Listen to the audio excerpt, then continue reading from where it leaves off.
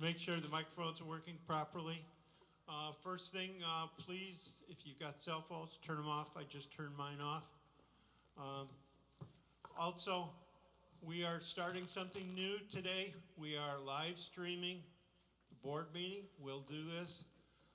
So make sure any comments or anything that when we call you up, you will have to go to the podium and use the mic so it'll be able to be recorded. Please be respectful. Once again, you will be seen on camera.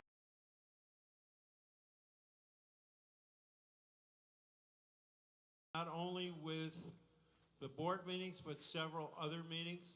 I know especially a lot of the great ones from the Wildlife Committee that people have missed. We're going to record those as well. I think that's important. But anyway, that's quick background. Claudette, could we have a roll call, please? President Killian. Here. Director Culp. Present. Director Kelly. Here. Director Basazzi. Here. Director Froggett. Present. Director Cowan. Here. Director Traverso. Present. Okay, could we all stand for the Pledge of Allegiance?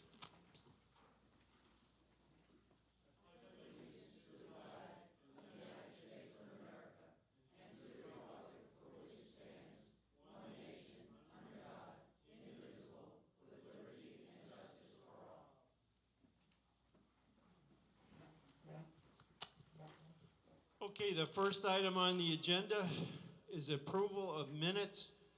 We had the Board of Directors meeting on October 17th and the pre-agenda meeting on November 14th.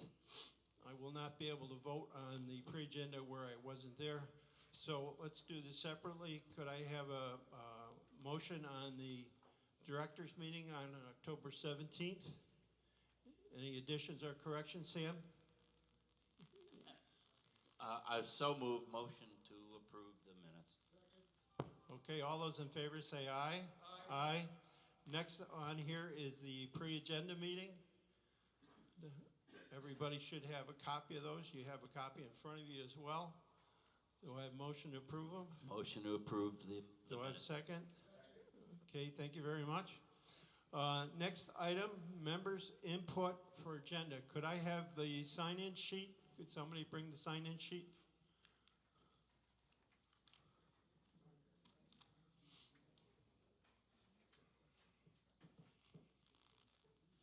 Thank you, Dave, for helping out here.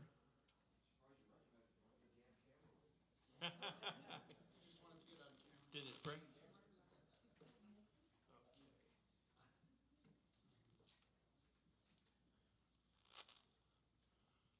Okay, I have the first item, our first individual on the speakers list, Patty Aho. Make sure the microphones are working properly.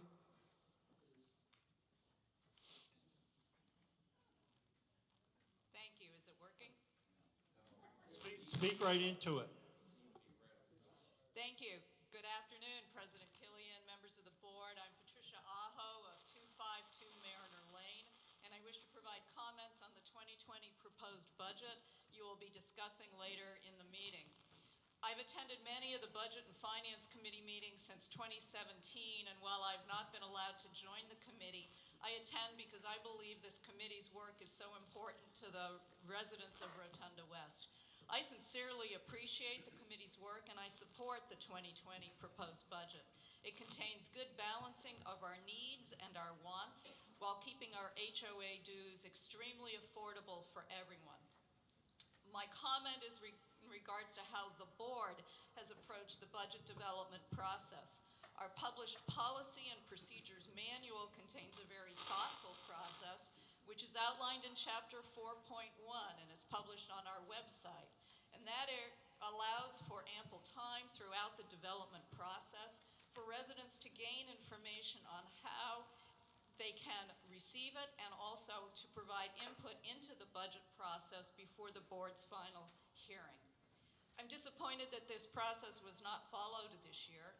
If it had been, we would have been able to have a copy of the proposed budget in October with the opportunity to provide comments at the October board meeting, allowing time for both the Budget Committee and the board to make any changes necessary based on resident input prior to the final adoption meeting in November. The policy states, quote, "The board shall hold at least one meeting prior to the budget approval to solicit input from association members." And I'm strongly encouraging the board next year to follow the published process that we have. I'm just working on trying to get our internal house in order. And I, again, want to thank the Budget and Finance Committee because it's an excellent budget. Thank you. Thank you. The next, Sandy, is this Jolliffe? If I have this correct? I may have signed the wrong sheet. Oh. The item that I had is not. Okay, thank you.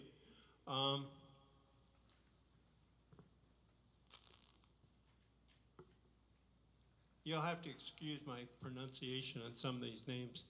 Joe Amabili? Could you pronounce that again for me? Amabile, thank you, Joe. Question is basically directed at Scott. Joe Amabile, I'm at 1129 Rotonda Circle. At the last meeting, we had questions about the canal and the problems we had this year with the canal with all the overgrowth. And I had asked a question because it was posted on the website, a letter from Scott to Andy that he had requested and was bringing in all this extra equipment. And to my knowledge, I don't know if it was ever brought in because when we were at the last meeting, we asked about it and nobody seemed to know anything about it. The last person I asked, I guess, was Claudette, and she said the call was made and there was no follow-up on it, I believe. So I guess my question is to Scott, whatever happened to the extra equipment, and if it did come in, what did they do? Thank you. We'll address that during the meeting. Thank you, Joe. Next individual, Linda Miller.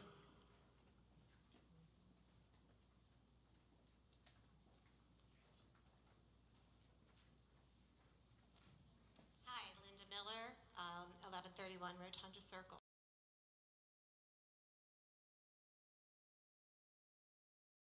Procedures for the budget that Patty Aho just outlined for us. I understand, she said, please, let's do them next year, but I think that people need.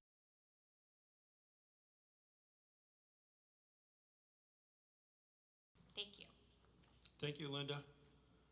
Jerry Eldridge? Jerry, where? Okay, there you are.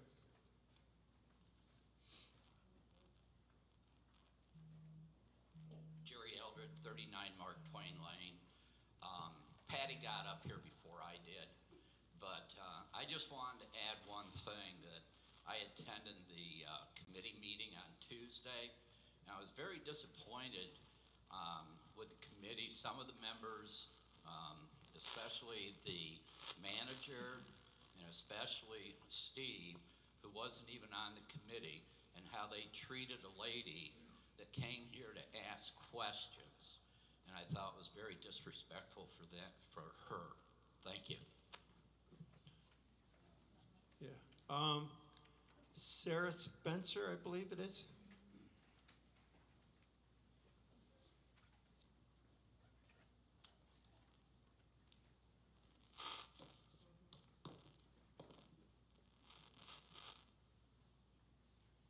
My name's Sarah Spencer, and I live at 12 Medalist Way. I have a comment regarding the manager's report. I have some concerns that it's been highlighted that these are some of the things that have been done, have been accomplished by the Board of Directors. And I would like to know why this is not a complete report. I find it inappropriate that we're being only told part of what was done and not everything that was done. I also find it highly inappropriate on a manager's report that goes to the Board of Directors that the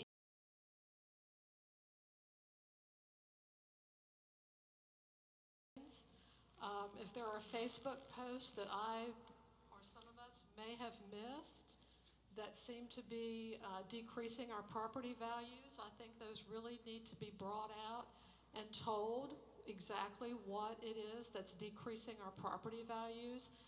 If there's an elephant in the room regarding Facebook postings and it's affecting the cost or the decreased value of our property, it needs to be said out in the open and not, you know who you are, you need to stop it. That is highly inappropriate.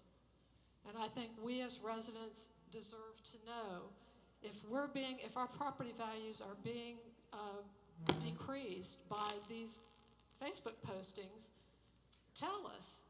Tell us what it is. Just as the manager says, stop it. You know who you are, so you need to stop it. I want to know what it is exactly that needs to stop. So that's the one comment I have. The other comment I have is on the budget, and I'm wondering why we have such an increase in salaries. I would like to know how many employees there are and why we're seeing this increase in the salaries. So what's being added, whose salary is being increased? There's a lot that's on this budget that I simply don't understand. So I think we deserve to know issues like the mileage. What mileage? Who's being paid mileage for what? I don't understand that when I see it. Okay, ma'am, your 3 minutes are up. Thank you very much. You're welcome. Next resident, Louise Kirsch. Yes, mine's a non-agenda item. Save it for later. Thank you very much. Diane Shaw, please. Okay, Jim, very good.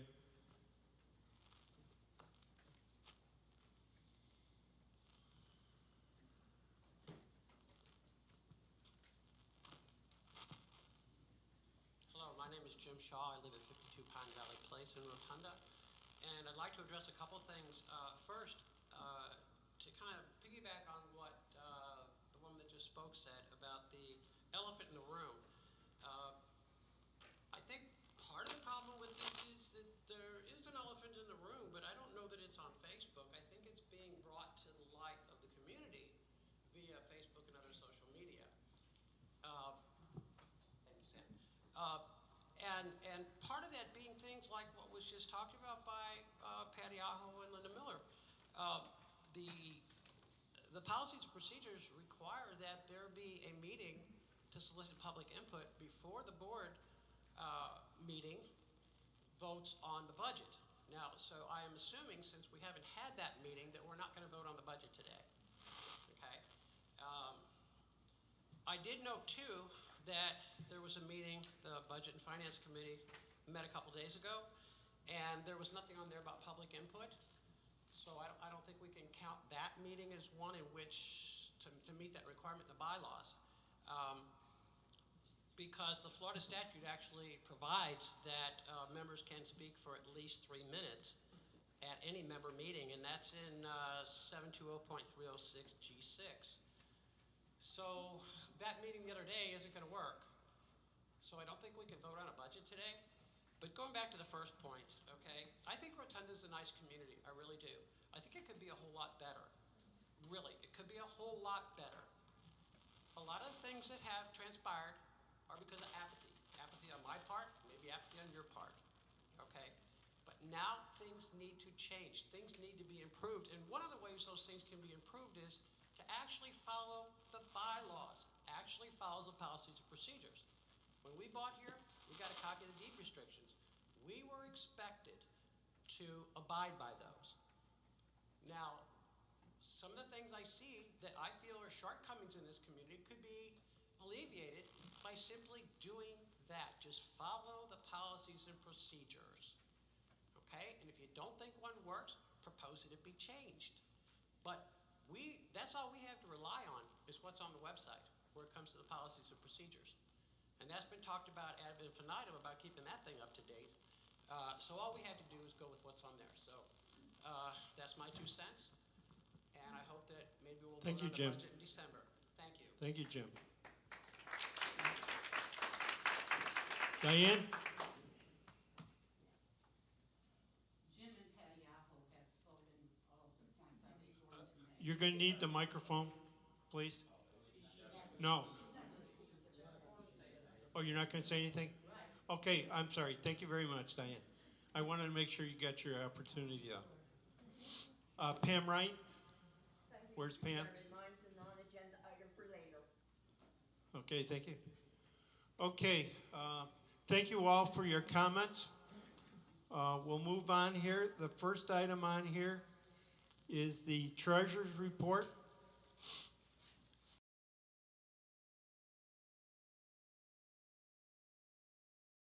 October 31st, 2019.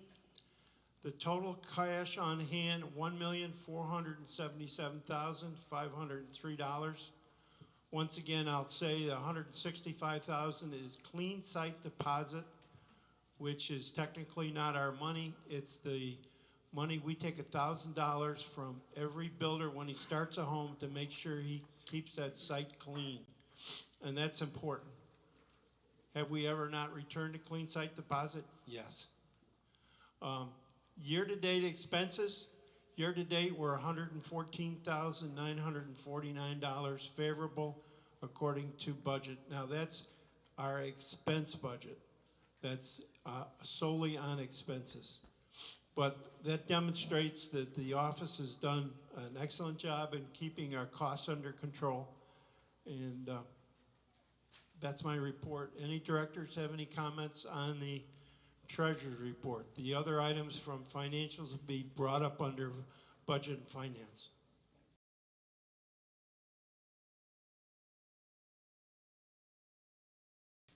Oh, I didn't hear you. Microphone, please. I'm not sure if, the reason you didn't hear me is because I stopped midway because,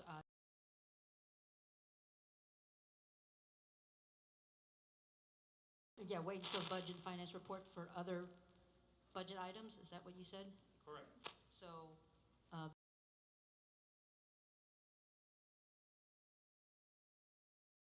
Be under our okay, budget wait and until finance. budget and finance, all right. Okay, next item.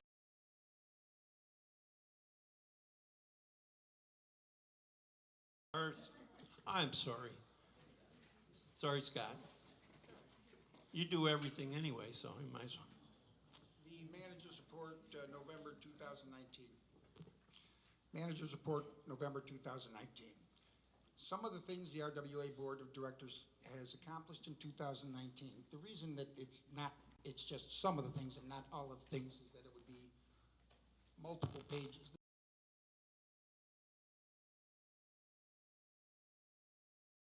Extensive and somewhat braggadocious and self-serving to list all of those things, but anybody wants to come in and talk to me, I'll be glad to go over a more full list. For the third year in a row, significantly reduced accounts receivable, fully funded the RWA reserves, increased income, and kept expenses under budget. This year, we completed 7 full mowing cycles. So far, we are going to start the 8th shortly. Last year, we got 6 mowing cycles in, and prior to my arrival, we got 5 in typically. We produced several live streaming video events. 24 more are scheduled for 2020. Some of the things that we've discussed in previous meetings, like the wildlife presentations, which have been excellent, and we want to include those in our website. An ongoing process of digitalizing the Westways magazine. We've made format changes to that, and more are to come. We have done some background work on the changing of the actual format and controlling devices of the website. That's about to be released in a couple of weeks. We've installed new benches, picnic tables at Broadmoor Park, along with a lot of other things, including the very popular flamingos. We added 1.5 miles of ADA compliant walking paths for a total of just under 4 miles. We upgraded the computer server system and 7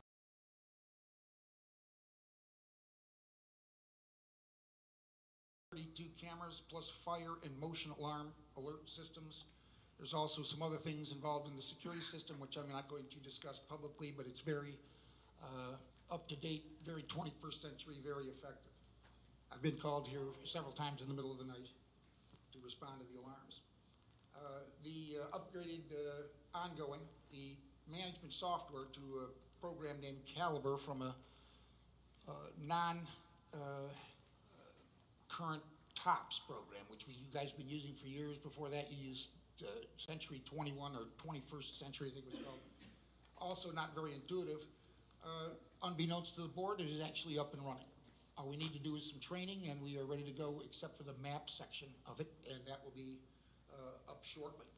So we cleared 400 more unimproved lots of invasive plant species, upgraded the landscaping at each of the entrances, parks, and gazebo island, removed 27 dumpsters worth of debris and trash from vacant lots, and that's actually an underestimate. I could probably talk to Derek and find out what the actual count on that was. It's probably more. We foreclosed on 19 properties. We took possession and sold 4 and negotiated 15 to settlement.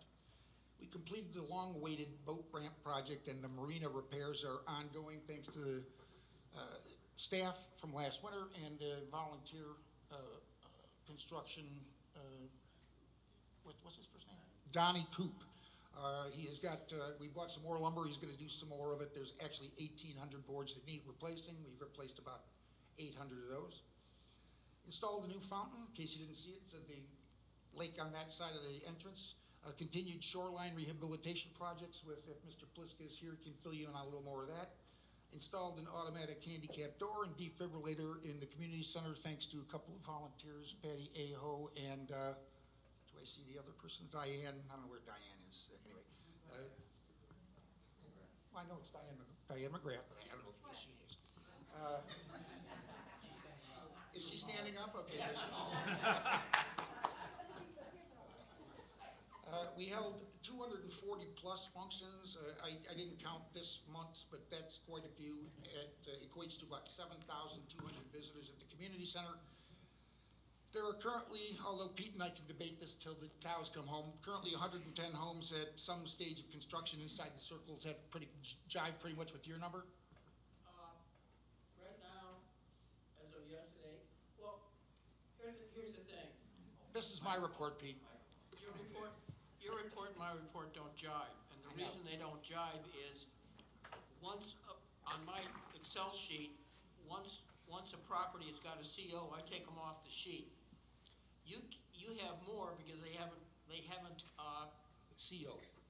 On the COs, they haven't requested a return of deposit. So I say in some form of stage of construction, there's 110. Pete says there's 90 or something like that. Well, 85 as of. So there we go. So it's somewhere between there. Merry Christmas. I like working here.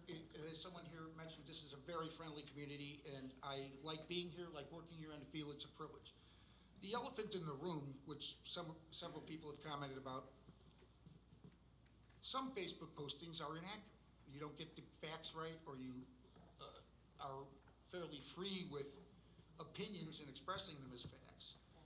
The issue would be one of property values, and the real estate agents have approached me and said, why are these statements being made on Facebook? I don't monitor Facebook. This is a reflection of people who've called me or told me, why is this happening?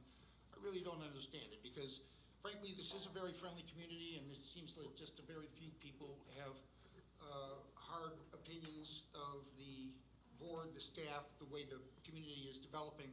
I'm very proud of what this board has done. I'm very proud to be a part of it.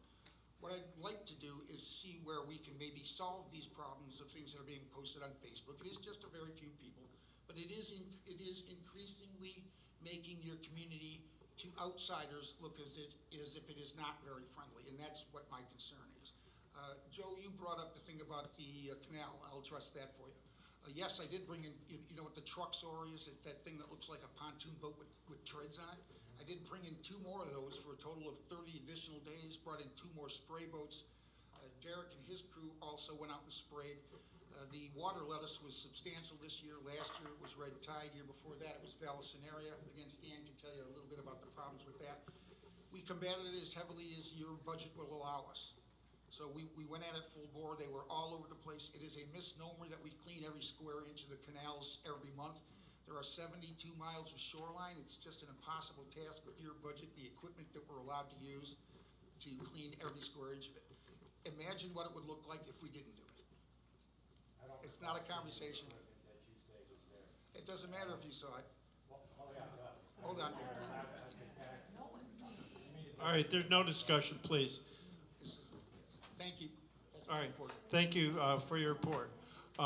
Any board member would like to ask any questions of the manager? If not, we'll move on. Mr. Traverso, Election Committee. Okay. Is this thing on? Pardon, gotta get closer. Okay. The election committee, we had a meeting at 12:30 today. It's called a dress rehearsal. And Jeff Laura, our accountant, was here going over how the election counting process will be applied. So, it was a good meeting, but just so you know, the election is the first Thursday in December. It's a set date. This year it's December 5th. It's a two-part annual meeting.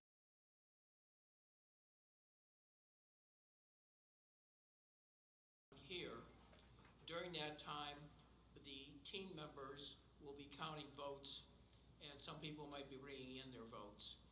Shortly after that, the president of the association will call for a recess, at which time the annual meeting will reconvene at 7 p.m.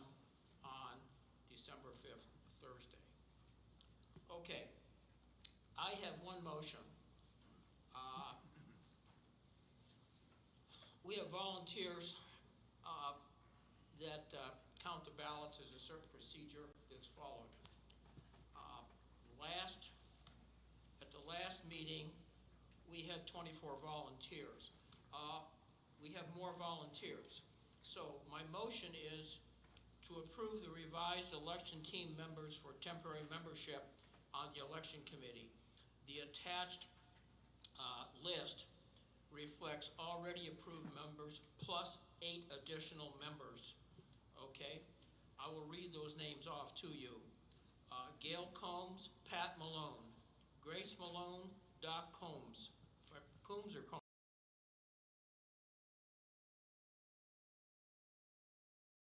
Brent, Charlotte Pliska, and Nick Gizzi. That's my motion. I'll second that motion. Any discussion? Be none, I'll entertain the motion. All those in favor say aye. Aye. Aye. Any opposed? Motion carries. Thank you. Any other report? That concludes my report. Thank you very much. Next item on here is Administration and Personnel Committee.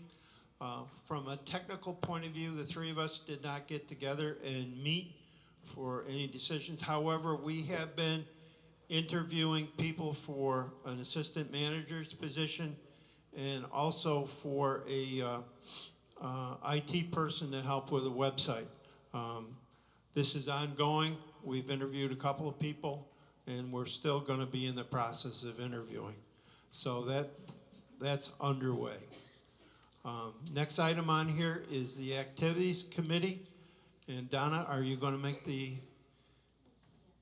report?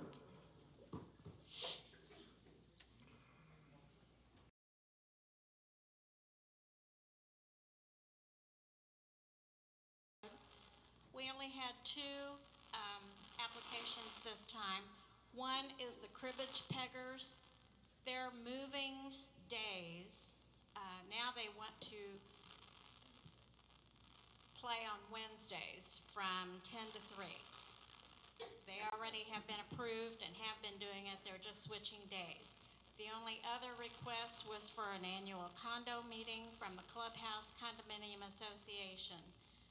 And they've done this before as well. Theirs is February 22nd from 9:30 to 1:30. That's the only 2 applications I have. Okay, Donna, one question. The condo, is this the one over on Boundary Boulevard there? Claudette? Yes. Okay. Oh, they're switching the date? They're switching their day to a Friday because they don't want to incur the rental fee. Very good. Okay, Would we entertain a motion to accept the activity committee's request here? I'd like to make a motion to accept the activities committee's recommendations. Second. Okay, I have a motion and second. Any discussion? Being none, all those in favor say aye. Aye. Any opposed? Motion carries. The only other thing I want to address is last month you asked Sam to form a committee and we'd go over the regulations, including the cost for the room rentals here. Because of the holidays, et cetera, we're going to wait until after the holidays and we will address that. Sam will address that. Thank you very much. Thank you. Okay, next item on the agenda, the Aquatic Committee, Mr. Pliska.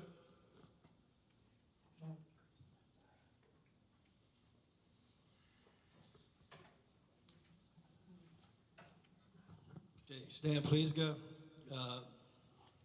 688 Boundary Boulevard.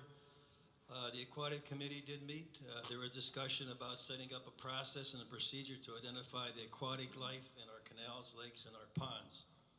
Now that our volunteer marine biologist, Ron Aho, has returned from his northern vacation, with his help and expertise, we will develop a program to capture and identify the aquatic wildlife that inhabit our waters. The data from this program will help us determine the quality of the water that is necessary to support a food chain for our larger wildlife of fishes, birds, and animals. Also, we have set up a trail camera to capture the wildlife that may venture into our park after hours. Volunteer David Kussman, owner of the camera, and I are learning how to use the camera with all its options to best capture the images of our wildlife. So far, we have coyotes, possums, and raccoons. Pictures will be posted as we get better at our location selection and camera options. Now, as you venture within our park, remember, you may be caught on our candid camera. That's my report. Any questions? Okay, any questions? Very good, Stan. Thank you very much. And Stan, while you're still there, I think you're going to cancel your meeting for this month, correct? Yeah, I don't think I have a quorum for this month. Yeah, I sent out an email, but so far. Right, it's the day before Thanksgiving, so it's we wouldn't have a quorum. Yeah, So but you can call me anytime. If you want to take a ride out there, I'll explain anything you want, answer all your questions. So I'll make it easy. Just give me a call. Call the office, they'll give you my number, and we'll set up a date. all right, thank you, Stan. Okay, the next item on the agenda is budget and finance. What I'm going to ask Sam is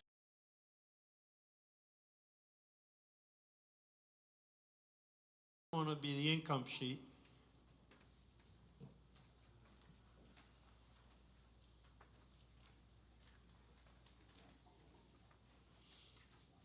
Now, the first comment I'll make, we start developing the budget in July. All these meetings are open to all the residents.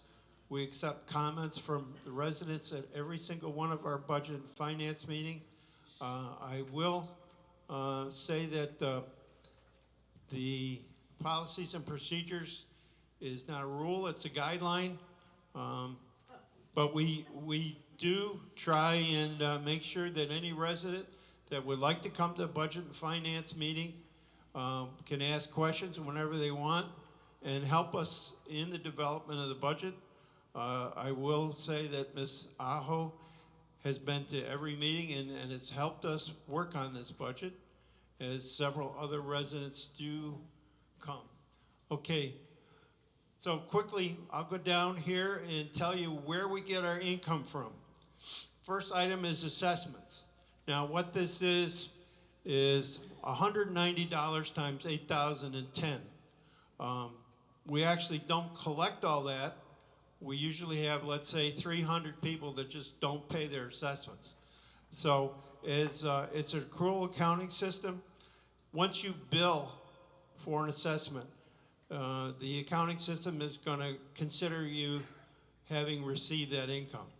So when we developed the budget, the criteria was we wanted to keep the assessment the same, not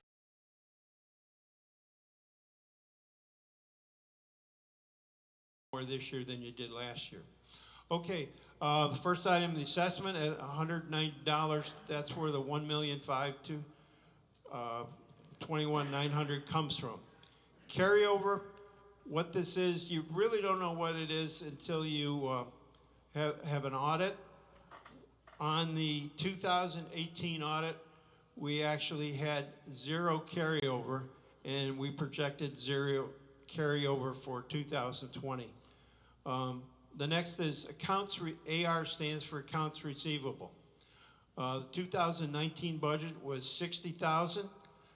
For 20, 45,000. Why do we think we'll have less money coming in for accounts receivable? We did a big program for foreclosures in 2019. We've addressed most of the major problems for 2019 and 2020. We don't feel we'll get the equivalent amount of income. Next item is interest. Interest was good. In 2018 and early 2019, we had projected 20. For 2020, we've reduced it to 15. Where the interest comes from is what we call CEDARS. It's a fully protected investment in the bank. Why have we projected less money? Anybody that follows finances with the government, a lot of this interest is based on the federal discount rate. And everybody that has listened to the news lately, we've had 3 rate reductions this year. Anytime we get a rate reduction, our interest rate goes down. The Budget and Finance Committee was up on top of this, and we actually took $250,000 and invested it for a 12-month period of time to make sure we secure the interest. So the interest on that money is greater than anything we can get at the moment. Estoppels. What we did there for 2019, we projected there'd be 500 properties that would be either bought or sold. What we're projecting for 2020, based on what we've seen in the last several months, we're projecting there'll be at least 600 transfers of properties. Once again, this is a guess on our part. Anybody that can definitely tell us exactly how many properties will be bought and sold, I'd welcome to join the committee. But one of the things when we developed this budget, we're very conservative. We would certainly not want to project a whole bunch of income and then put an expense that we'll spend it and then find we didn't get the income. Transfers go along, same thing. We're projecting 600 transfers next year. The 2019 budget had 500. Community center rent, what we've seen is once we put the policy in for the $250, we've seen a lot fewer people wanting to rent the association's building. They were getting it for little or no cost initially, and since we put the new fee schedule in, the amount of rentals has dropped down. So that's why you see from 10,000 to 6,000. RMC late fees, we've increased that from 1,000 to 1,500. One of the things the committee did was they increased the late fee for application from $25 to $50. So you see an increase there. Boat slip rental. With the marina being repaired and upgraded, we've offered slip rentals over there. So we project $800 income. I think it's $400 a year, so that's only 2 boats. Section 36. People say, what is Section 36? In our deed restrictions, we have an item called Section 36, and that's mowing of properties. We have properties that go into foreclosure or whatever.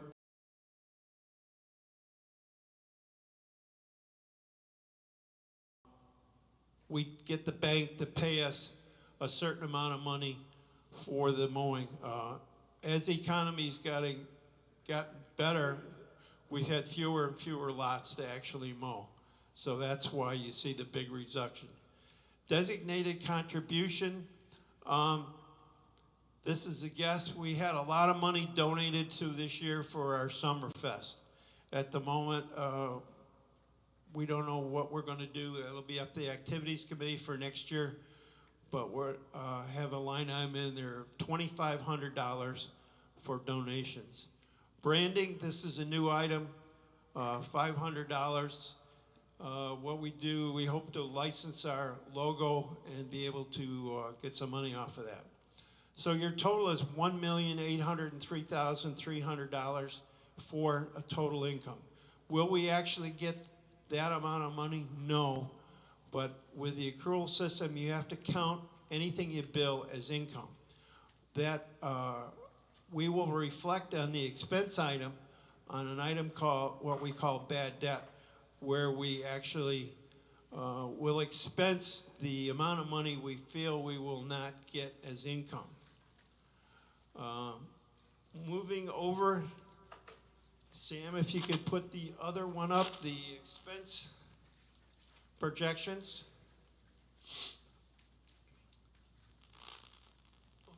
Okay. What I'll do is just highlight the big ones or where there's a big change.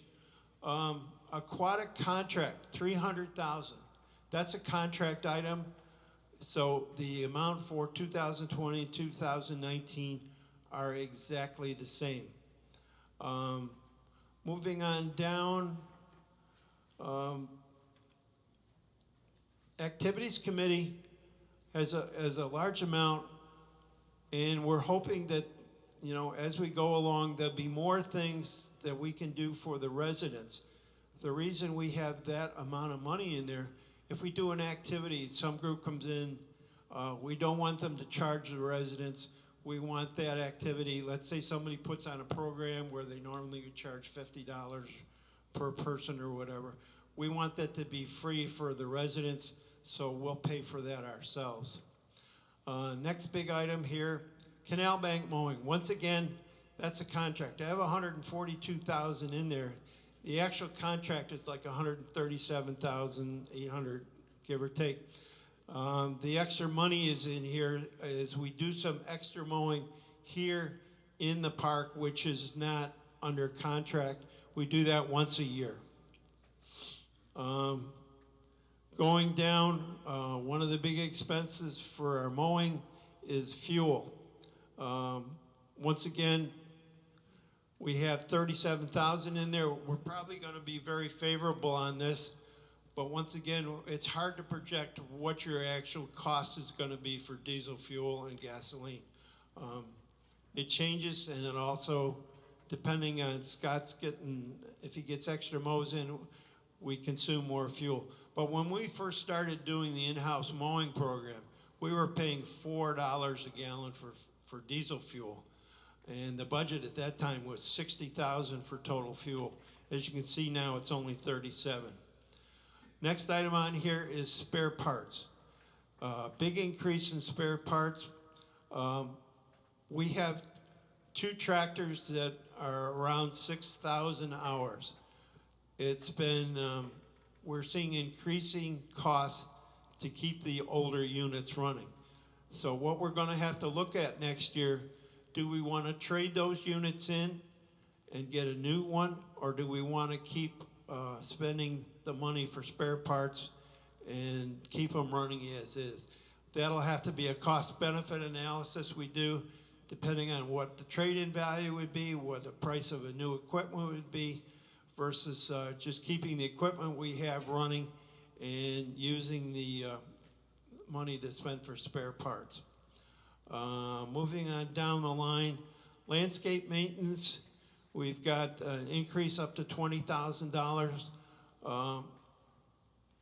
As we move along here, we've got 2 extra memorial parks. We're trying to increase and beautify the area here to make Rotonda an excellent place to live. So we're doing a lot of things from a beautification standpoint, and I think we get a lot of compliments on this. So, and our crews do a lot of work to make sure the place looks nice. Moving on down,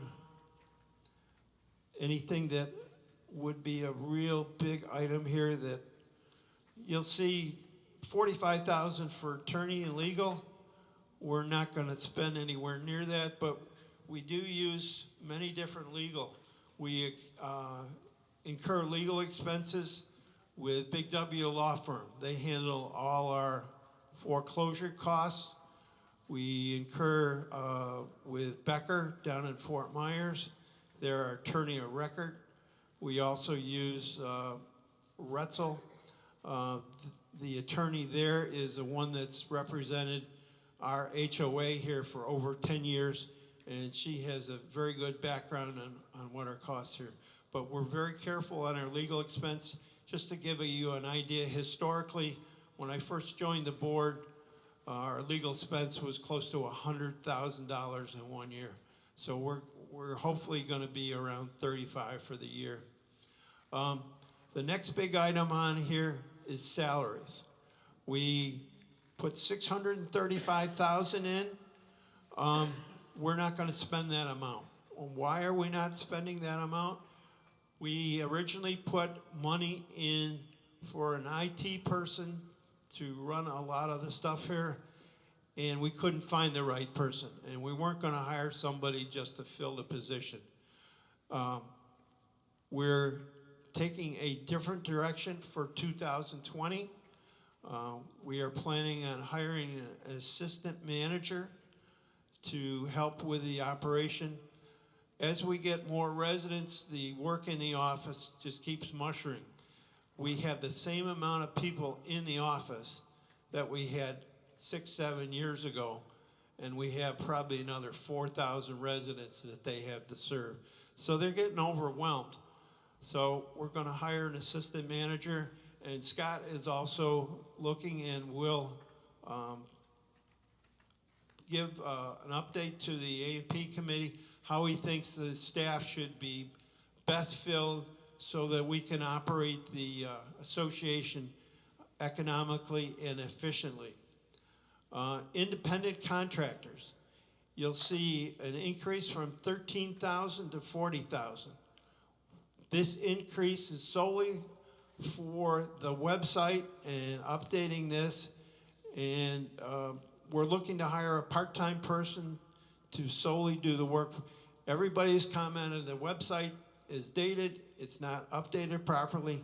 We're taking steps to make sure this is accomplished, and we have funded this so that this can happen.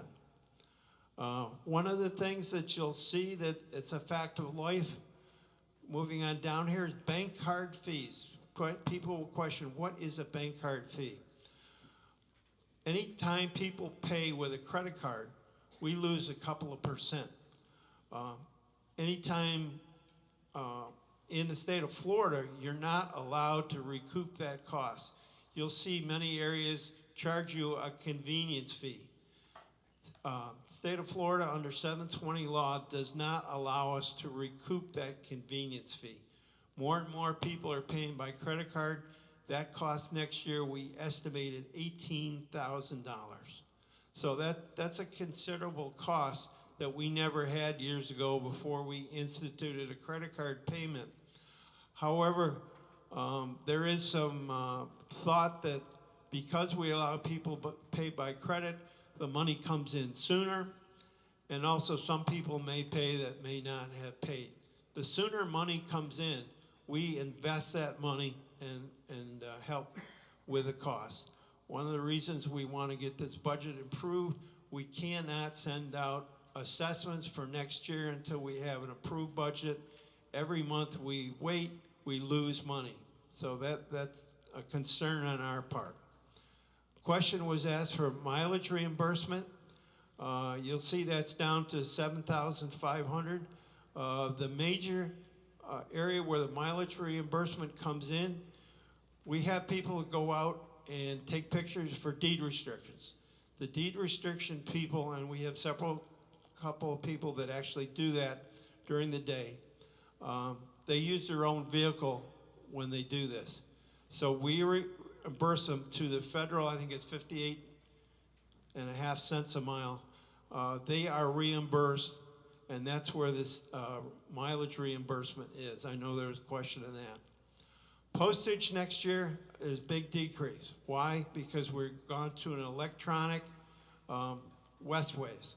So we are no longer mailing out Westways, so that's a $10,000 savings. Moving on down, everything stays pretty much the same. Printing of the newsletter, there was 11,000, which is zero for 2020. So we have a cost savings there. Bad debt, you'll see 42,000. What is bad debt? Well, bad debt is the number that we have estimated. Once again, this is an estimate of people that will just not pay us. There's a group of people that have decided that they'll just disregard the assessment letter they get and they won't pay us. And that shows up on our accounts receivable. Once it gets to a certain level, we've ended up foreclosing, and we took properties this year. And as Scott mentioned, we did 19, but we still have a bad debt. One of the areas where it helps cut that down, anytime there's a property bought and sold, there's an estoppel letter that has to go out. If there are unpaid assessments, that'll show up on that estoppel letter, and until that property is transferred, all those debts must be paid. So that gives you somewhat of an idea. The total expenses for next year, there's a difference of about 30,000. That 30,000 is close to what we have in independent contractors. So that's the main difference on there. But the main thing, salaries stay the same. No increase in salaries. So the difference between income less the expenses is 117,000. What we do for the 117,000, in some way you can look at that as a capital budget. We had a reserve study done last year. In that reserve study for 2020, they expect us to collect approximately $80,000 to go to reserves. It's important that we make sure we have funds available in case anything comes up that may not be expected. In that reserves, let's say that we had a tractor just totally blow up and we have to buy a new one. That's where that money comes to buy new equipment. So that's important to us. This year we had $133,800 dedicated to reserves. Currently, because of whatever and the things that we've done, we've spent approximately $150,000. So we've actually spent more than we took in. We try and keep it pretty close depending on what the projects are. The three big areas that are reserves are aquatic, mowing, and building and grounds. Building and grounds, they do a lot of work. They set up a 5-year plan. They plan on what projects we need. We have to make sure that we can work with them so that the money is available for what they feel is needed for the association. So basically that's the budget. The main criteria that we said to the budget finance committee, we wanted no increase. We've had no increase for several years. We do not expect an increase for next year. As you go home, you'll see your water bill went up, your taxes went up. We felt morally, can we keep the expenses for the people at $190? And the budget and finance has done this. And I want to thank everybody on the committee. That was a lot of work. This doesn't happen overnight. This budget was put together over several months. And I know some of the comments made that residents maybe didn't have an input. However, we took any resident that did come to the meeting, we gave them full opportunities to say that, gee, I think your estimator is wrong, or that's a good idea, or not. So we took a lot of things into account when we did this, and I understand there's comments that maybe we didn't have an overall meeting to have everybody have their input, and I certainly respect those comments. Anytime a resident feels they haven't had an opportunity, I understand this, but I think we've tried to do the best for the residents, and this is to keep costs under control. So this time, any director would like to make a comment on the budget. I'll start with Sam down at your end. I have no, mic. So I have been on the Budget and Finance Committee, so I know the gory details. We've slugged through this budget every year, starting in July, working all the way up to the time that the letters go out. You can see the pushes and the pulls on literally each line item. As you know, quick example would be the newsletter. That was an $11,000 cost this year. It goes to zero next year. So those are all the pushes and pulls, and when the bottom line, it still keeps $190.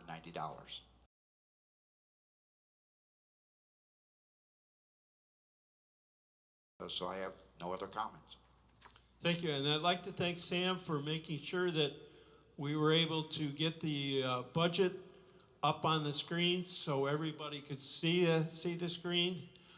We had copies available for any resident that wanted them. And going forward, we certainly have listened to the residents saying, what can you do better to help us see what you're doing at the meeting? So we're making progress. Okay, Steve? Thank you, Hank. I just like to say that the $190, it's amazing what we do with $190 a year. But beyond that, we have our biggest budget item is payroll. And even though it didn't go up this year, I'd say we need to make sure that it goes up next year. We want to keep good people. They got to have more money. Thank you. Just as a comment on what Steve there, you know, you hear the big push for make sure everybody makes $15 an hour. Well, we're very cost conscious on our employees and how much we pay versus the area, and we have considerable amount of employees that don't make $15 an hour. So we do keep the costs, and we do try and pay market rate for the employees that we do have here. Russ? I really don't have anything to add on it because I was involved with the Budget and Finance Committee, other than to say that I think that we have all heard the comments and the particular request that we do a better job next year. The whole process, I think, has been well heard. That's all I can say. Dave? Just a question, just that this was unanimously voted on by the Budget Finance Committee to bring to a vote? That's correct. In fact, we brought it to this committee a month ago for all the directors to make comments during the month, and I have received no comments from any director whatsoever. Patty? I have no comments on the budget itself, but I would like to make a motion that we postpone the vote on the 2020 budget until the 5 December members meeting to allow residents time to review and comment on the proposal. I don't think a 2-week delay would be too painful, and that would kind of split the difference between the month we were supposed to give them and the time that we have. I'll second that motion. Any discussion? The only comment I'll make, it'll delay us getting our assessments out, and it'll end up costing us money by doing a delay. Call the question. We have a motion on the floor to delay. Okay, Pete second. I have a motion on the floor. All those in favor of the motion, say aye. Aye. All those against the motion? Aye. Aye. Okay, could I have a roll call, please, Claudette?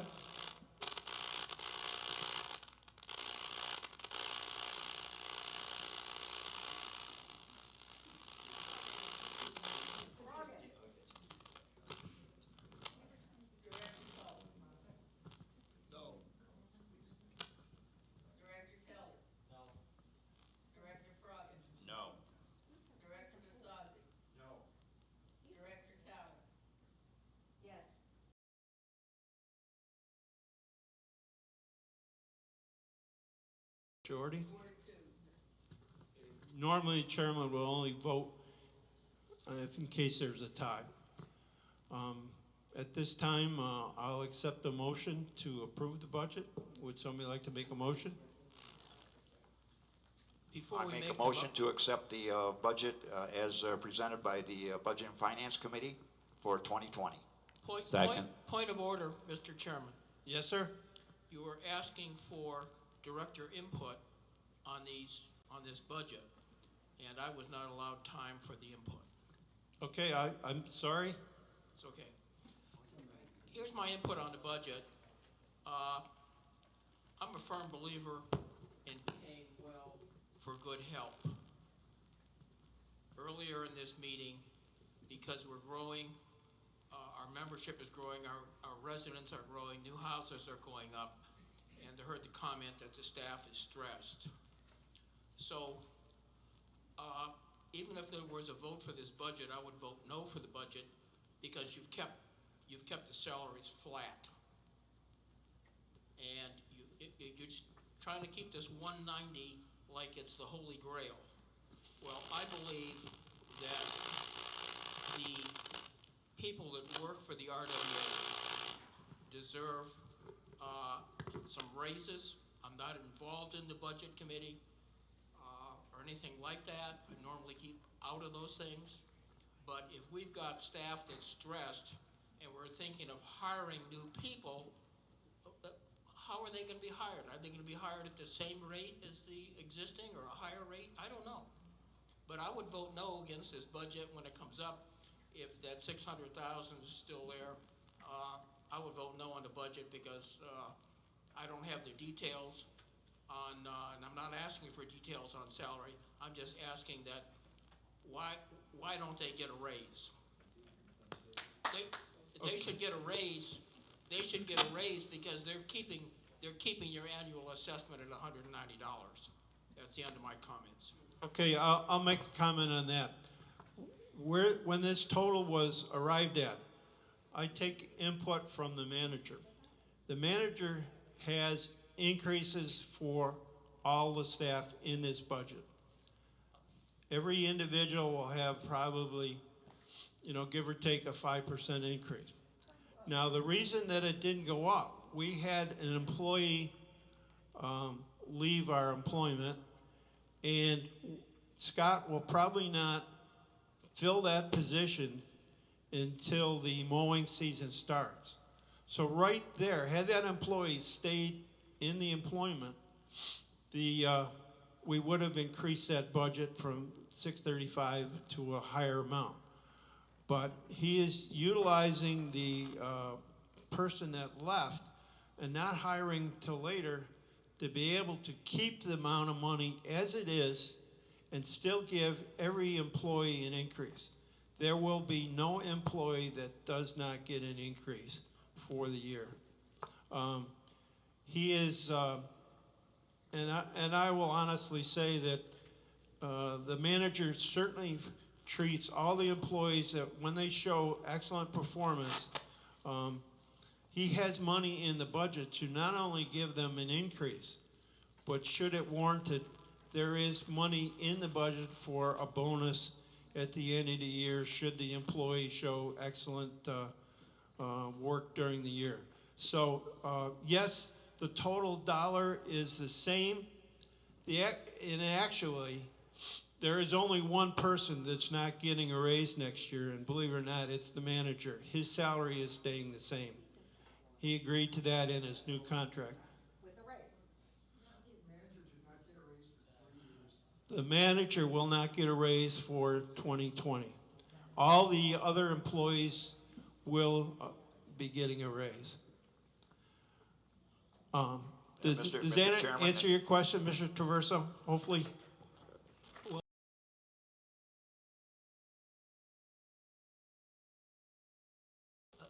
Is there money in the budget to hire this new assistant manager? I mean, The money is in the budget. We have $60,000 in the budget, plus expenses. So that was all figured in. We haven't hired that person yet, but the money is there. So basically, since it was 600,000 in 2019, and it's going to be the same for 2020, Is there a surplus in that budget? You haven't hired people. I don't know. Well, right now, I'm not a budget person. Okay. It just doesn't make sense. Currently, we have a $55,000 surplus for wages for 2019. So that demonstrates, number one, the manager, how well he's done at managing the staff, what wages they get, any overtime that's needed. In the salary budget, the manager takes every single individual. He takes into account what job they have. He projects increases in there.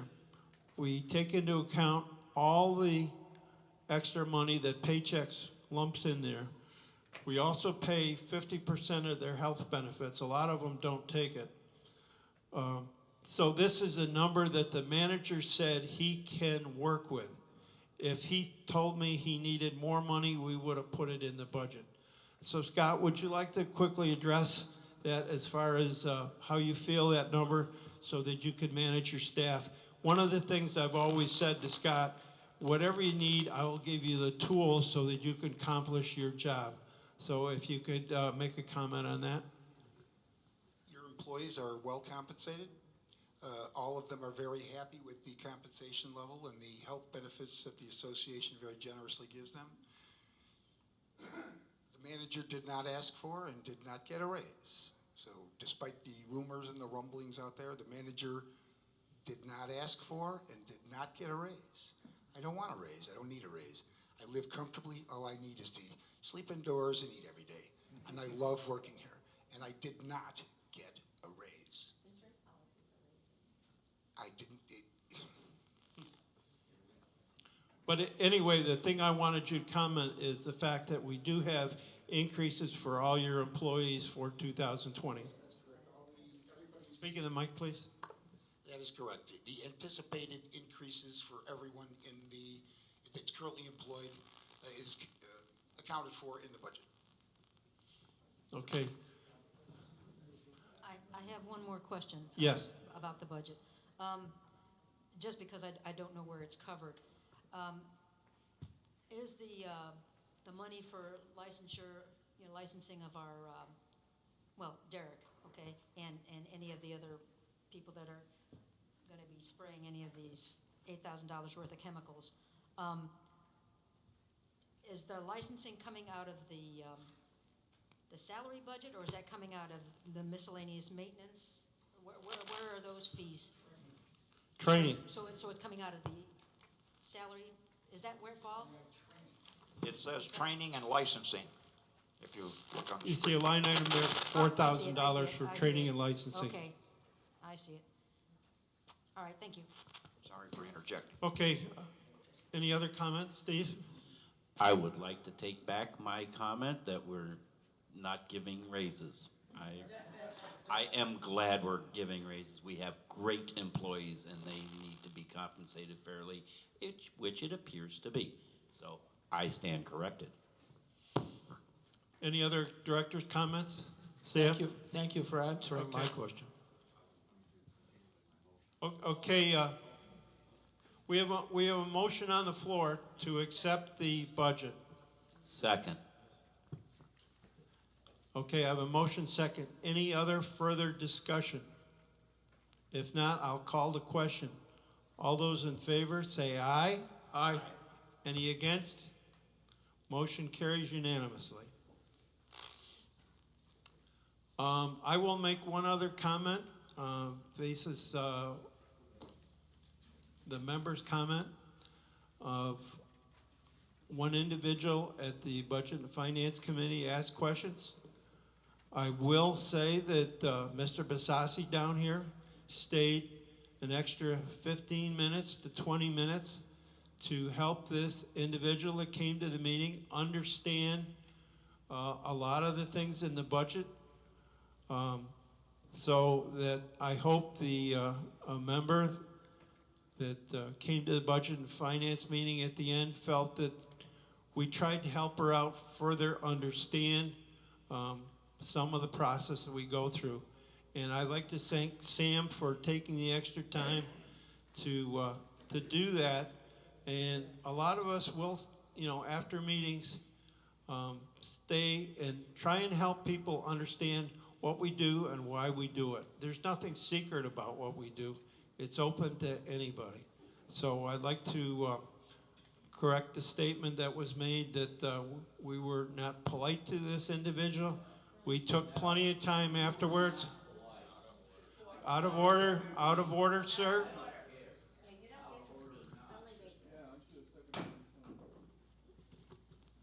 Okay, moving on. Any other questions from Budget and Finance? Mr. Chairman, if I could be released for about 20 minutes, I need to go take care of some company business. Yeah, go ahead. I'll try and make it back as quickly as possible. All right, very good. Mr. Chairman, Yes, as I mentioned, I have to leave at 3:30. yes, we're moving along. Well, I'm looking at the deed restriction report. Are you going to call for a vote on that? We'll take it out of order. Deed I- restrictions? I would appreciate if you would take it out of order so I can vote. Okay, Patty?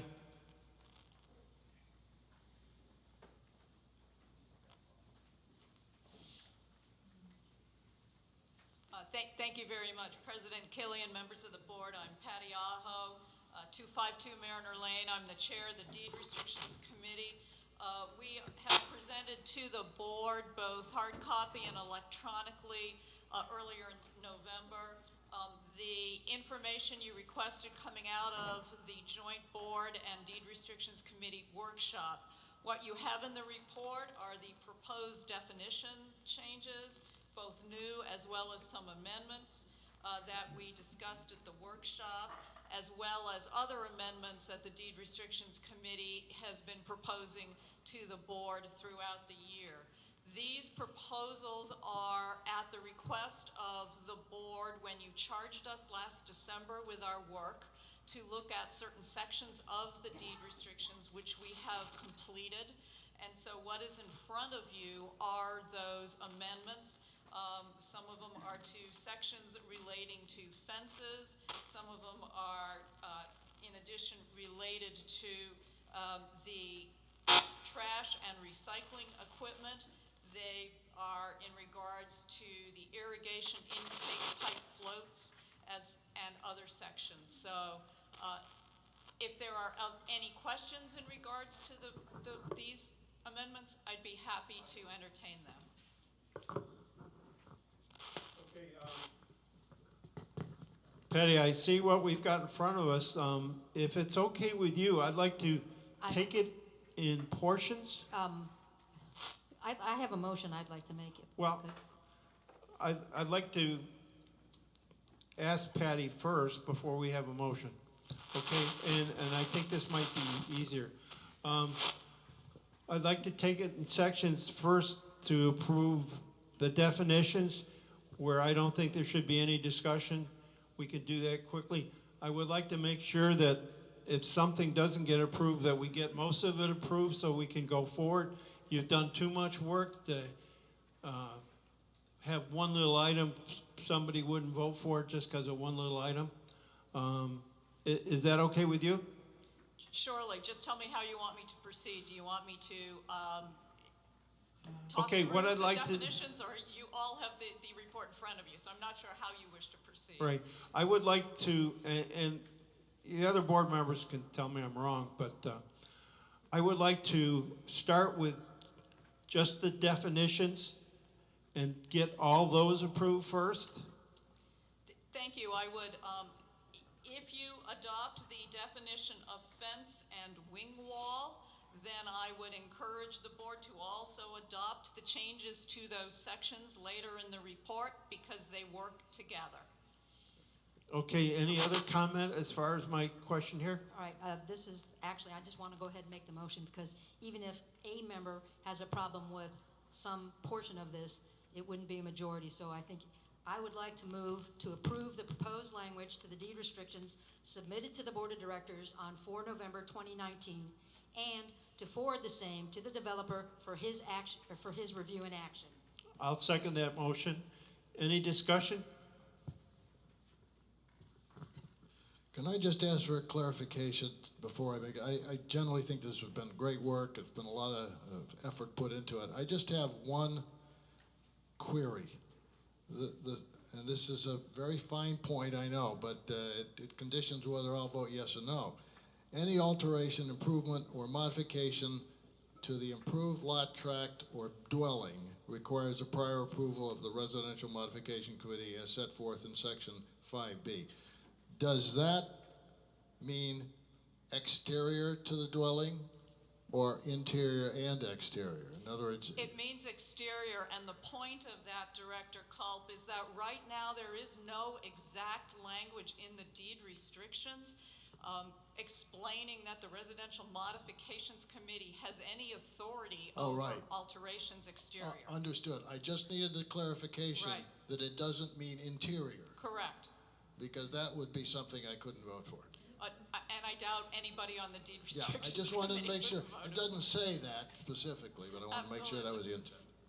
Any other discussion? If not, I'll call the question. All those in favor of the changes as presented by the chairman of the Deed Restriction Committee, say aye. Aye. Any opposed? Carries unanimously. Before I vote, are we voting on the November 4th date? That's correct. I vote yes.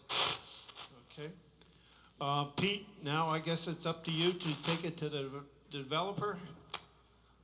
Tell you what, I am not the delivery boy, okay? What I would strongly suggest and strongly advise is that any of these changes that we approve, that you send them to the developer and follow the instructions in the deed restrictions as to how the changes are, blues and whites and lines and all that stuff, and email it to the developer, or send it to the, actually you better email it to the developer, call Carrie Piper, and get an email address from her. It's gotta be in digital form. Just don't send it like this, okay? So other than that, I didn't mean to be rude in the comment about being the errand boy, but I thank you for your concern, Pete. thank you. If you do that, the developer is going to get it, and it's got to be electronic. Very good. Patty, any more comments? That's all we have for now. Well, I thank you very much for all your hard work, and hopefully everything will go through as your committee is described here. It's a great committee, and they've done a lot of work. Thank you very much. Thank you. And thank you, Mr. Chairman, for taking this out of sequence. You're welcome. At this point, may I be excused? Yes, you may. Okay, next item on here, building and grounds. Mr. Culp. Okay, first of all, I want to thank all the Building and Grounds Committee members for all their work throughout the year. They've been involved in a number of projects, and I think it's been very successful. So thank you to all the committee members.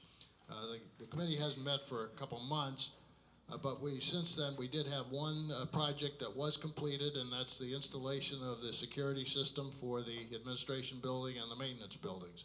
That is up and running and has been, and that's something that we have needed, and now it works.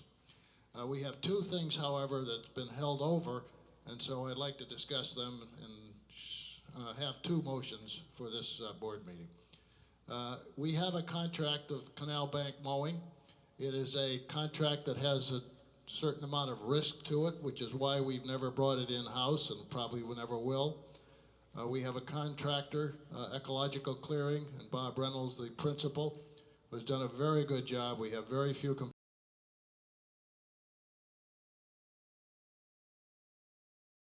and it certainly takes quite a bit of know-how and experience on the tractors. Otherwise, you dump a tractor into a river and you have a terrible environmental problem along with other things.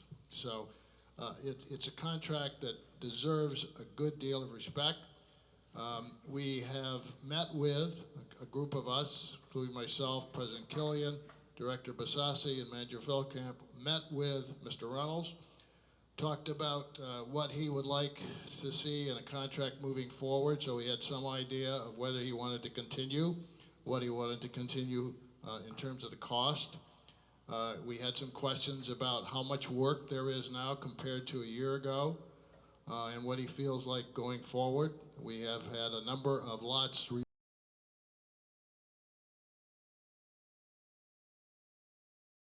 because what has offset that very substantially is we removed a lot of Brazilian peppers along some of the lot lines, which now allow him to clear, which he has not done before. He also, because of the lots, doesn't have as many straight line cuts that he used to. Maybe, Mr. Director Basassi, do you have anything you'd like to add on that? We did have a very thorough discussion with him on that. Right, the two offset one another, as he pointed out. He does the same acreage. He cannot go in a straight line through a lot of them like he used to because of lots were being built, so he has to zigzag. So the time it takes to do the acreage that he has to do is roughly the same. So that offset the lots that were being built and the clearing of the pepper trees, that those two offset one another. So we understood that point that he made, and therefore that's why we decided to His keep it the current same. thank you. His current contract is up at the early part of 2020. He is willing to continue, would like to continue very much. He has brought his son on board, so his son now is a major player in the contract work. He is willing to leave the cost of the contract constant. He would like a multi-year contract. The contract provides for up to 3 years, 3 extension years for this contract. The committee discussed it thoroughly, had the results of our meeting, and said that we feel the nature of this contract warrants it to be a part of our work effort, and that they recommended unanimously that we grant the 3 years extension for the mowing contract at the current contract cost. And that is what the committee is recommending. So I do make a motion, I'm sure there'll be some discussion, move that the Board of Directors approve 3 extension years for the Canal Bank mowing contract at the current contract cost. I second. Okay? Okay, we have a motion and second. Any discussion? Yes. Patty? Yeah. A couple things. I also, I think Sam and I both poured over both the canal contract and the Canal Bank mowing contract. One of the things that I kept asking for, and Hank, if you put that in the stand. Don't shut it off. Don't shut it off. Just put it in the stand. Yeah. So the contract that we got references exhibits A and B, and I kept asking for A and B, and what I got was basically the same exhibit A and B that was provided with the canal contract, and it has nothing to do with the Canal Bank mowing. So I don't know if, if before we renew this contract needs a lot of work. Okay, because it doesn't accurately reflect, not only because of the change in acreage, and I'm all for keeping it the same price. I understand, gas prices have gone up, things like that, but I think we need a contract that accurately reflects the work. And this contract does not, because again, it references an exhibit A and B, and the exhibit A and B that we were provided only addresses tape grass and things actually inside the canal and has nothing to do with Canal Bank mowing. So either there's another document out there with an A and B, or, at any rate, it needs to be cleaned up. And I would like to propose that rather than just renewing this contract, we get something in writing, a cleaned up contract, much like we did for the manager's contract, to get something cleaned up, get a clean contract, and sign that. But again, I have no problem with keeping the price the same. I understand even though the acreage may have gone down, prices go up, and the difficulty of the situation goes up. So I would like to have, one, an accurate reflection of the acreage being mowed, and then also getting a cleaned up contract that accurately reflects the work. That's it. So Patty, are you proposing an amendment? Amendment to the motion? Yes. Sure. Amend the motion to get a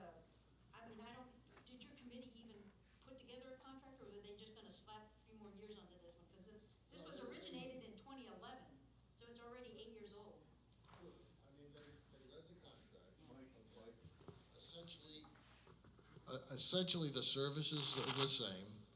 We did not update the acreage. It's really hard to do because we're just projecting what the acreage would be going forward. So we didn't take a lot of time for that. But we essentially looked at that contract, okay, figured out how it might be different going forward. It really isn't different in terms of the service. The service is going to be the same, okay? Again, you know, if you base the service on the contract says, the contract talks about exhibit A and B. The contract references exhibit A and B, and exhibit A and B has nothing to do with canal bank mowing. It talks about harvesting and cutting, and it talks Yeah, about. I think that's probably not the right A and B. Right, I think the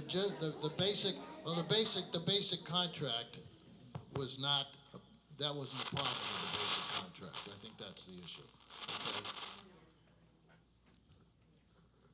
So again, we need to clean up the contract. I'll make a comment. If the board is in agreement, we have an annual meeting in a couple of weeks. Would the board be okay in approving that in 2 weeks with the proper A and B? Yeah, proper A and B, but there's other, I mean, you know, I did my usual.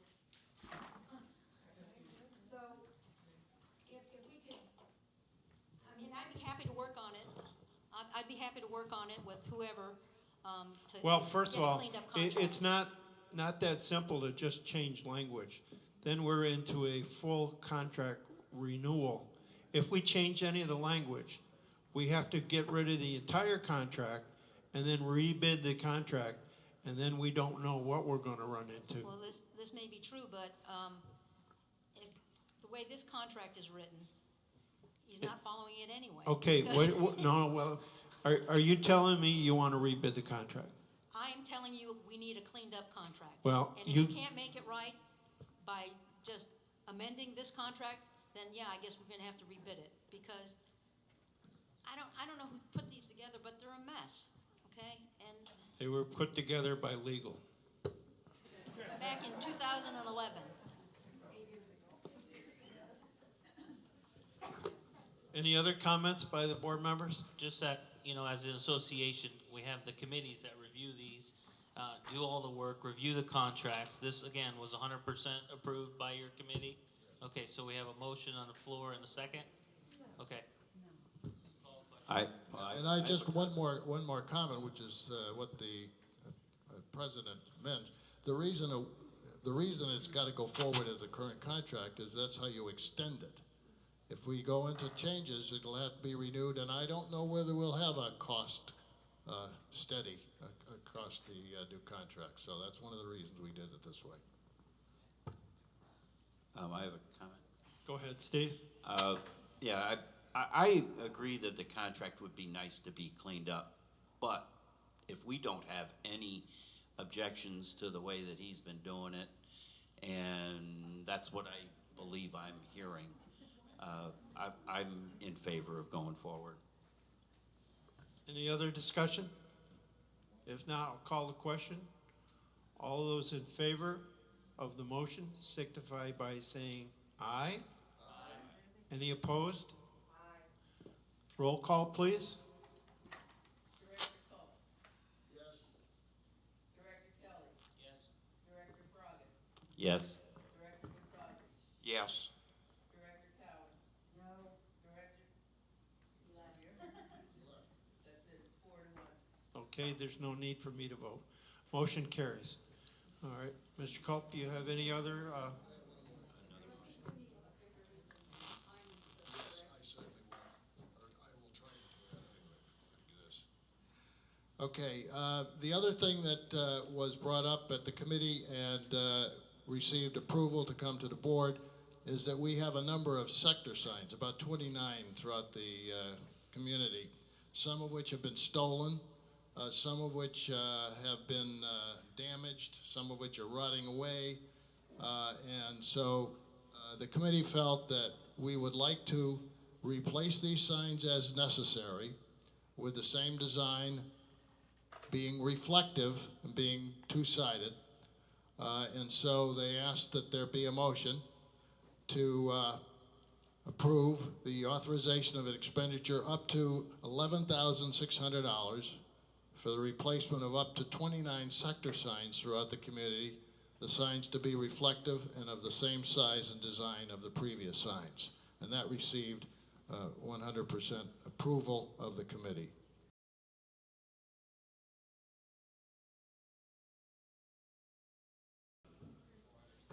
In the current budget? Out of buildings and grounds? Okay.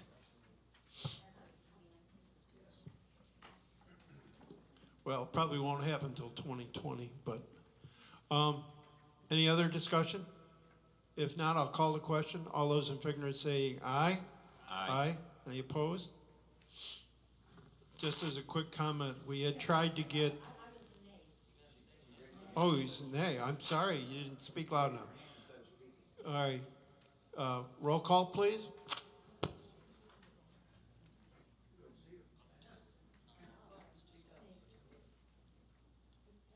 Director Pope. Yes. Director Kelly. Yes. Director Scruggs. Yes. Director Casasi. Yes. Director Calvin. No. 4 to 1. Passes. All right, thank you. We had hoped to get MSBU funding to do that, but as we can see now that the association will incur the cost. Any other comments from community relations? Or excuse me, building and grounds? All right. Community relations. Next up, Donna. Are you going to give the report for that as well?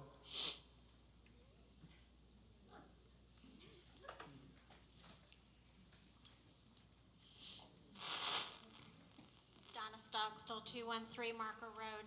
I really don't have anything up for motions or anything. We did talk about the electronic newsletter and how to get more people to be aware of it and to read it. So with the annual assessment, there's going to be a note put in there. Hopefully it'll be put onto brightly colored paper so it'll be noticed by the recipients to encourage them to read the newsletter online. Russ, did you have anything? Well, we obviously talked about the upcoming holiday festivities. The gazebo lighting and boat parade will occur the Saturday after Thanksgiving. That's the end of next week, the 29th. And the December 7th Christmas parade scheduled for 2 p.m. on the December 7th. We also had one item that's been overlooked for a couple of board meetings. We have a member who's been participating, and that was supposed to have been brought up for approval. So I would like to move that the Board of Directors approve Karen Harvey as a member of the Community Relations Committee. Do I have a second? Second. Okay, I have a motion and second. Any discussion? Being none, all those in favor say aye. Aye. Aye. Any opposed? Motion carries unanimously. I will also like to thank Mr. Van Syak and his group that go the canal for decorating the island. They did a lot of great work. And personally, I'd like to thank my wife and for doing all the bridge decorations. Okay, I think it's important that we get a report on the parade. Ms. Suprak, who is chairman of the parade committee, if you could come on up.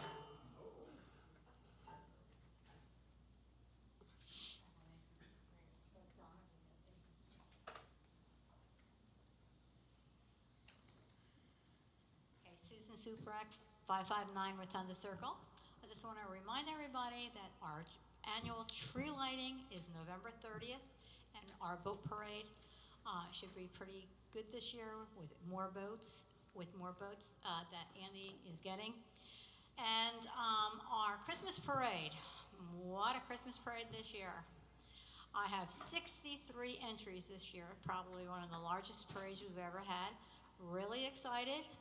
Everybody that I have talked to with the entries that they have been putting in, they're very excited that we're doing it on Pearl Harbor Remembrance Day.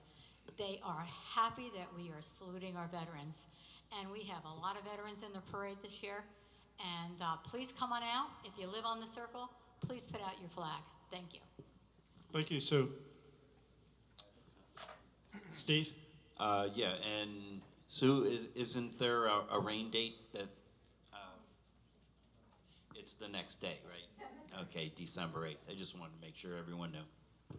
And I have a comment too. I think Sue does a great job and she deserves a big hand in all the work that she does.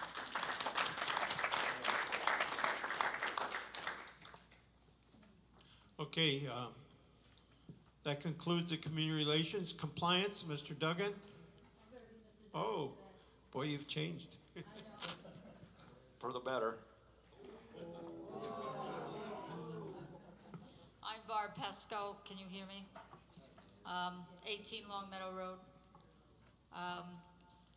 We, pursuant to the Florida Statute, Chapter 722B, the duly appointed Compliance Committee of the Rotonda West Association, Inc., after proper notice, met on October 31st, 2019, to provide those residents of the Rotonda West against whom the Board of Directors had imposed fines pursuant to the above referenced Chapter 722B on September 12th and October 10th, 2019, with an opportunity to appear before the Compliance Committee to contest the imposition of the fines.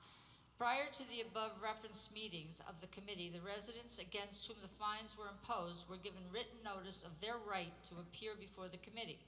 Jerry and Mary Kreisler appeared before the Compliance Committee at its meeting in regards to a shed violation. Section 9, Jerry Kreisler explained that his mother-in-law, who owns the home, Sandra Catherman, has asthma, and the lawnmower and the gas cans that were being stored in the garage is a handicap to her. A letter from her doctor attached to these minutes attests to the same. A shed in his backyard had been installed to house this equipment. A motion by Jim Long and seconded by Cynthia Johnson to waive the fine. If shed is still there in 7 months, the fine is retroactive. The Compliance Committee therefore voted unanimously to approve it. After much discussion, Mr. Kreisler agreed to build an addition to his home in compliance with the way sheds that are being built on your house would be, to the deed restrictions and the RMC guidelines, following Section 10 of the deed restrictions. A motion by Cynthia Johnson and seconded by Robert Bondison to allow the shed to remain due to medical conditions for 7 months until an addition is erected. Motion passed unanimously, and the Compliance Committee therefore voted unanimously to confirm the rest of the fines imposed by the Board of Directors on September 12th and October 10th, 2019, as per the attached list. Respectfully submitted, Barbara Pesco, Vice Chairman of the Compliance Committee.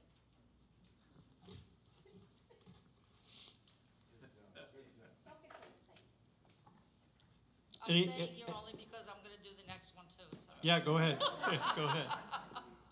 Okay, Barb Pesco, 18 Long Meadow Road, co-chairman of the Residential Modification Committee. The committee met on October 17th and since the last meeting on October 17th, there were 2 committees meetings, October 22nd and November 12th.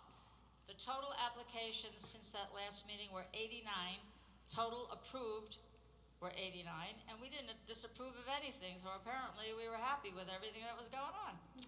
The breakdown, the paintings were 28, fence and side screens 22, roofs 13, windows and doors 3, garage doors 2, driveway resurfacing paint 6, landscaping 2, pool cage 2, outdoor shower 1, paint chain link fence 1, screen entry 2, flagpole 1, wooden deck 1, hardscape, I don't know what that is, 1, driveway expansion 1, and solar roof vent 1, and a pool 1. Respectfully submitted, Barb Pesco. I just have something else that I'd like to say, and I have to ask the board this question. Why are we denying volunteers to a committee? Especially the RMC committee. The RMC committee, when we have lost a person and we really do need someone to go on there. This gives it a very bad taste to the people, of the residents of this community, that we don't want volunteers, which is totally untrue. We need volunteers. The same people are on the same committees over and over and over again. We need new blood. I'm sorry, we do. We need new blood. So I would just like to have the board to consider having us to get these.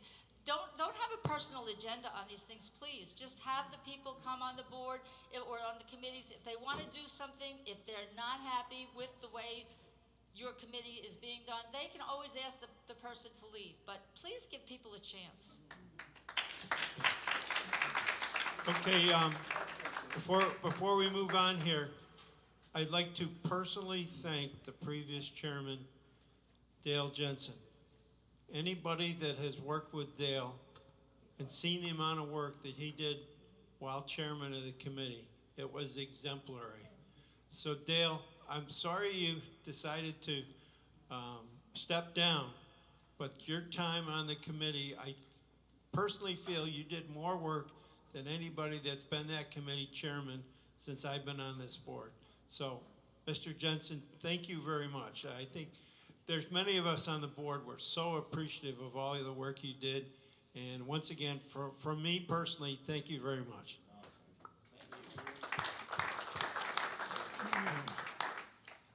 Any comment, any director, as far yes. as the... Resmod, and so we didn't reject, we didn't vote down, we deferred the vote. And so what I would like to do now is raise the motion, and I can't find the paperwork with the names on it, but I would like to make a motion to appoint Barb Pesco as the chair of the RMC and add Sandy Joliffe as a new member to the RMC. I have a motion. Do I have a second? Being no second,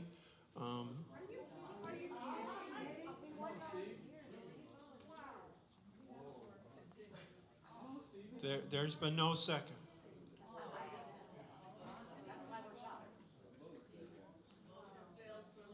Second. We have the option several weeks from now when we do our board reorganization to elect a new chairman of the committee.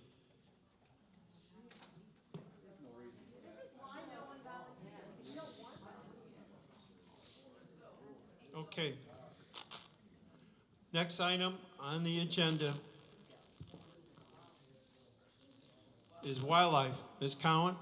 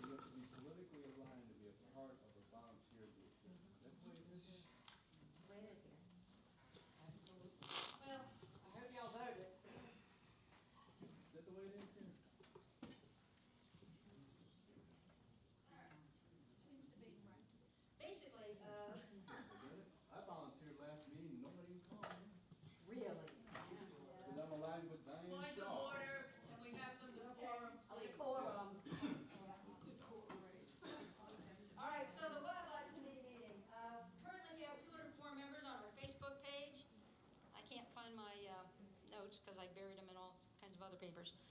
So I'll just read them off the thing. We have been posting our meeting agendas on our Facebook page to get the word out, hopefully to get more people to come to the meetings. One of the things I would like to do is actually start posting the minutes of our meetings on that Facebook page as well, because I'll tell you, I submit them to the association page, but it's a bear trying to find them. So in order that members can see them more readily, I would like to start posting our meeting minutes on the Facebook page as well. We participated in the open house that was on November 7th, and although the attendance seemed a bit lighter than it was last year, they had more interest in the wildlife booth than we did last year, and so we're really pleased. A lot of people stopped by, said they enjoyed the presentations. We handed out a number of the brochures that we have developed on the different animals, coyotes, bobcats, invasive species, protected species, etc. As far as upcoming presentations, we have an encore presentation on manatees with Cora Beckham, and she's going to be here December 11th from 1 to 3. It was, any of you that missed the last one, it was a wonderful presentation, and she had a lot of cool swag too, so I don't know if she still will again, but that was really good. We also have a presentation on sea turtles on January 15th. We originally had one also for an evening presentation on the 17th. Unfortunately, scheduling conflict with the presenter, we had to cancel that one. She's got a major meeting the next day on the other coast. We're also voted Tuesday on getting a shark presentation by Catherine Baumgarter. She's with Ocean Family Games and partners with OSearch, which is a ocean research entity that does shark tracking and things like that. So she's going to come and talk about sharks and their life cycles and the details, what the good they do and what to watch for and things like that.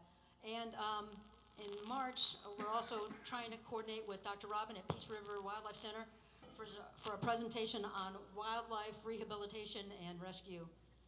Oh, also, under old business, we identified that, I don't know if any of you saw, but there was a juvenile sandhill crane that got killed on Rotonda Circle by cars. Following that, Carrie, one of our wildlife committee members, called Charlotte County and the sign department and said, hey, can we get signs for sandhill crowds? And within a couple of weeks, boom, the signs were there. So it's just, I was really pleased with that. And she's going to contact, I don't know what you're doing, Sam, but strange letters are coming up on the. Putting the address. Oh, that's where it was? Oh, okay. I just know it's across from Pine Moor. So anyway, that concludes my report. Can you tell me where that was paid for? The county just paid for it. She contacted the county, said. What part of the county paid for it? I guess what I'm asking. Carrie, could you Speak into the mic, please. Yeah, I'm more concerned did it come out of MSBU? No, it did not. Okay.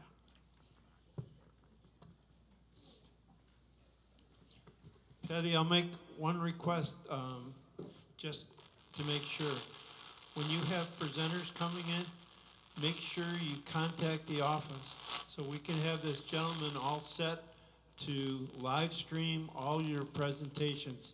I think it's going to be great with you being able to do that. All the presentations are on the calendar, and so there's no reason for them to not know, but I will send a reminder. Yeah, things sometimes are on the calendar, but the follow-up is always appreciated. Yeah, because I don't want to miss the opportunity. don't want a repeat of what our last presenter had, where Like I say, nothing was set up. Yeah. We know that sometimes things slip, but it's too important to me that some of these presentations are really great. A lot of people are interested, so we need to follow up, make sure this gentleman has the dates as well, so that. I have no contact information for that gentleman, so. Yeah. We will make sure that you get it and see him afterwards. And I think this is a very important thing that we've done for the residents, being able to live stream and make comments. Any questions of Patty on any of the presentation? Being none, we'll move on. Any unfinished business that any director would like to bring up? If not, I have no new business and communications. Next item on here, members' input on non-agenda items. Jim, come on up and.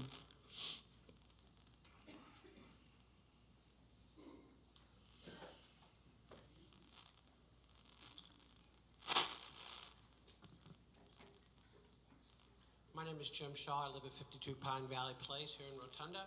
And like I said earlier, I do think a Rotonda is a nice place to live. I enjoy it here. And Director Cowan, thank you for the positive presentation that you presented. I appreciate it. you know, as I sat back there, I was trying to think of something positive to say and you know, and helpful. And one thing I found out about the live stream, I looked on the website while I was sitting out there, and it said that people on that contact number were going to get notified about how to do it. I believe I'm on there. I didn't get anything, and I don't believe my wife did either. So just to let you know, there may be something going on with that. Director Killian, you talked about, you know, members always welcome to the Budget and Finance Committee. It would be helpful if that was always put on the agenda then, the published agenda. Wow, this one I was going to talk about, you know, I think that, like it's been said, you know, Rotunda needs volunteers. And I was going to propose that maybe the RWA put out a list of what positions might be available, because we have a lot of very talented people in this community that could serve on those things and want to serve, you know. But with what transpired in the last 10 minutes, I don't know what to say about that, other than that we go back to the white elephant in the room, and people see this going on. They wonder, how is it that a woman who headed the election committee for years and did a fantastic job now can't even get board approval to chair that committee? And another person volunteered, no phone call, you know, nobody even called him back. Okay, so that's, you know, that just really ticks me off. But anyway, so on some policy, on some positive things, okay. One, I would suggest that the board not refer to the policies and procedures in such a, I don't know the word, but anyway, like they really don't mean anything, because that gives the appearance to the people, and I'm just one of those people. I'm just one of them, but I think I can speak for a lot of people because I hear the same things. That gives the appearance that complying with policies and procedures are something that some people are held to that standard and others are not. And that the board can kind of pick and choose which policies or procedures they want to abide by, although I think the board actually probably approved all those things, but whether it fits the purpose at the time. Okay, now going back to a positive one. This credit card fee business at $18,000 to me is just freaking ridiculous. If I'm not mistaken, if I choose to pay my real estate tax by credit card, doesn't the county charge me a fee? Okay, and the fact that 720 in the statute, which pertains to HOAs, does not allow for you guys to charge, that is ridiculous. And I would encourage someone we need to get our legislators on this, because this is a crime. I also think it's a crime that, based on your figures, 211 people aren't going to pay their assessments. Thank you, Jim. I will say, Jim, I totally agree with you on that credit card thing, but our attorney says we cannot do it. I agree, you probably can't, but I think the law needs to be changed. If it's in 720, 720 needs to be changed to allow you to get that. We're all paying that. Thank you for your comments. Yes, sir, Joe? I'd like to respond since I was singled out by Scott in a comment. Come on up. Name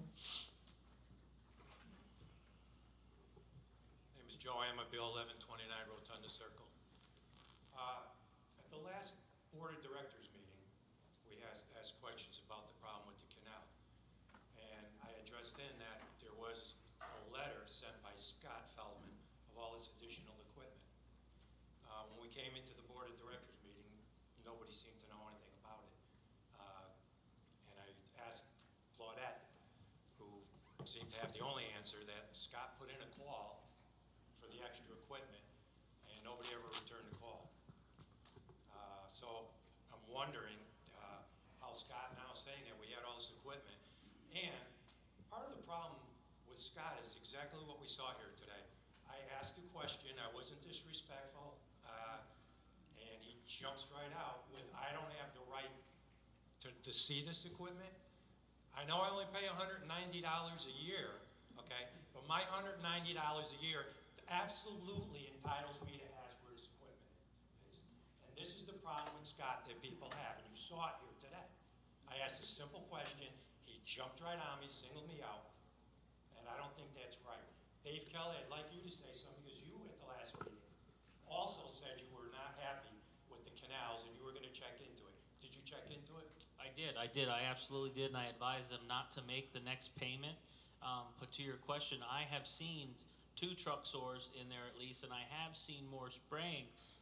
And I don't want to come out rude, or just because you haven't seen them doesn't mean they're not out there. But not accepting Scott's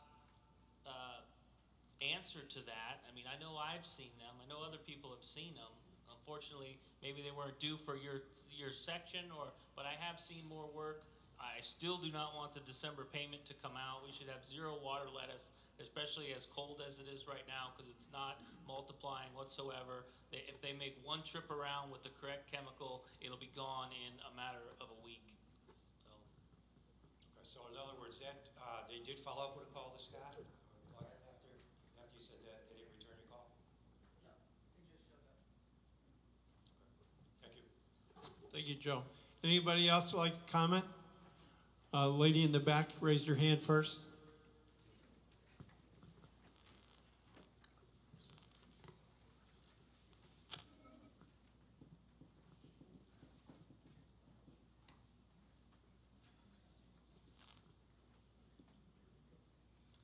My name is Sandy Jolliffe, and I live at 14 Medalist Circle. And I was the one that wasn't allowed to be on the Residential Modification Committee. I just wanted to let you know that I did go to the committee meetings ahead of time, and I did talk to Barb Pesco, because I know her from the Rotunda storage. You know, in the middle we have our RV there. And I was just interested in being on the committee because I thought that was a way to get involved, because I felt like there was a lot of, you know, disunity in the community, and I thought maybe that would be a way that I could get started in being involved. And I sat at the agenda meeting last week. I sat at the pre-agenda meeting last week, and I was there with Dale, who was presenting me so that I could be on the committee. I was very shocked when I found out that I wasn't going to be able to be on the committee. We were both we both looked at each other like, wow, that's a surprise, because he had already made me a nameplate and everything, because there was never a reason stated for why I couldn't be on the committee. No one said, you're too short, you're too tall. You know, just because you taught school, we don't want you on the committee. We've lived here 6 years, and I felt like I had a sense for being on the committee. Yes, I was on Facebook complaining about the dead tree in our backyard, because the golf course didn't seem to be interested in doing anything about the dead tree that was falling on our palm trees. I have to tell you that I'm so proud to say the golf course is working with us on the dead tree in our backyard. And I personally thank David Kelly this morning when I walked in the room. And I'm very happy that we can work together on that. And we don't, you know, we don't expect perfection, but I'm very, very happy with that. And I still hoped that I could be on the committee. However, when I came today and found out that I couldn't be on the committee, I guess what I would like is just a reason for why I couldn't be on the committee. So I don't know, Hank, can you give me a reason why I can't be on the committee? Ma'am, I will say, at the last Residential Modification Committee, it was not brought up. There was no vote. And then I was not at the pre-agenda. Excuse me. There was a vote, and the committee unanimously decided Well, if there that was, I could then be on the I committee. have And to. you were there. I have to say I don't remember it. Oh, well, it was. You know, I'm getting older. But in all honesty, ma'am, I will readdress it. Well, why don't we just readdress it now, and then you can All right. vote on it? Okay, let me explain a couple things. I'm going to make a motion to have you on the committee, okay, number one. But before, Yeah, and there was that. but before I do, I want to explain why we didn't have a chair elected. The board decided that we would like to defer that because we think the residential modification needs a director as its chair. So Well, we've is there a deferred. reason why that is? We've deferred that, okay? We've deferred that. However, the issue of an individual member being on the Residential Modification Committee is a different item. So, Patty, you were going to make a motion. Right. Well, I'm going to make a motion that you be allowed to be a member of the Residential Modification Committee. I'll do that right now. If I have a second, please second it, somebody. Okay, that's probably the, well, there was no second, so that, it died. Can we give them a Essentially little bit died. more history, though? I mean, Yeah. this is, remember, this is one of the 2 or 3 committees that's a statutory committee. In the past, it's always been chaired by a board member. We felt that getting back to that would be the best. We're not discouraging any volunteers, but to not have a chairman allowed to select their own committee is, we don't think is right. I mean, when I first got on, I was forced to be community relations. That's why we did away with that. But having a chairman first after the election and after the reorganization, then choosing their committee to do the work, that's the background of it. There's no issue with Barb or with Sandy. It's we want to wait to see the board, get the reorganization done, and then put a board member as the chairman of the statutory committee. That's the reason. I don't know why it wasn't said earlier, but it's pretty simple. Exactly. Why wouldn't you just say it? It looks embarrassing to just sit there. What he explained would have been great. Right. Or you could say. And the reason why I think it's appropriate to consider this now is because of the chair at the time did recommend Sandy to be a member of the Residential Modification Committee. So, Who was the chair at the time? Oh, you just said Dale did a fabulous job. understood, Point of but that order, was point of superseded by order. the decision to hold off on that piece. We have a motion and second on the floor to accept a new member to committee. Any further discussion? Well, I would parrot what Dave said in that, yes, Dave made the recommendation and then he resigned, and now we are 2 weeks away from the election, and that is a statutory committee. And that new chairman, whoever that may be, should be allowed to make the selection of the committee members that he wants. He or she could wipe the whole slate clean and have whatever they want, or add one or subtract one. Well, but that's how it. I mean, it's a statutory. So I agree with Dave that deferring for 2 more weeks. That's where I'm coming from. Okay, any other discussion? Barb, you're already on the committee, correct? You're already on the committee? You're already on the committee, right? I'm on the committee. Okay, so we don't have to include you in this motion. You're on the committee. I'm on the committee. Yep. I was the vice chair of the committee. Okay, I'm going to call the question right now. All those in favor to add Ms. Jolliffe to the committee signify by saying aye. Aye. Any opposed? Motion carries unanimously. And I'm sorry if there were any confusion. I was not at the pre-agenda, so I was not aware of the discussion. Any other members? Diane, you had your hand up first.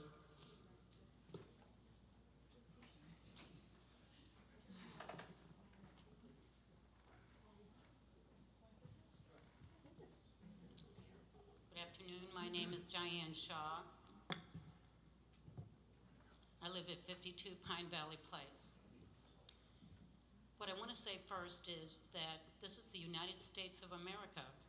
It's a free country. We're allowed free speech. Please, you're out of order, ma'am. Facebook posts are an expression of free speech.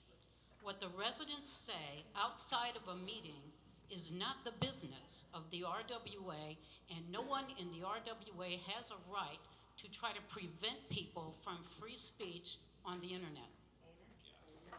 This board has not allowed free speech in the form of allowing residents to ask questions about the budget, and according to the policy and procedures, they should have.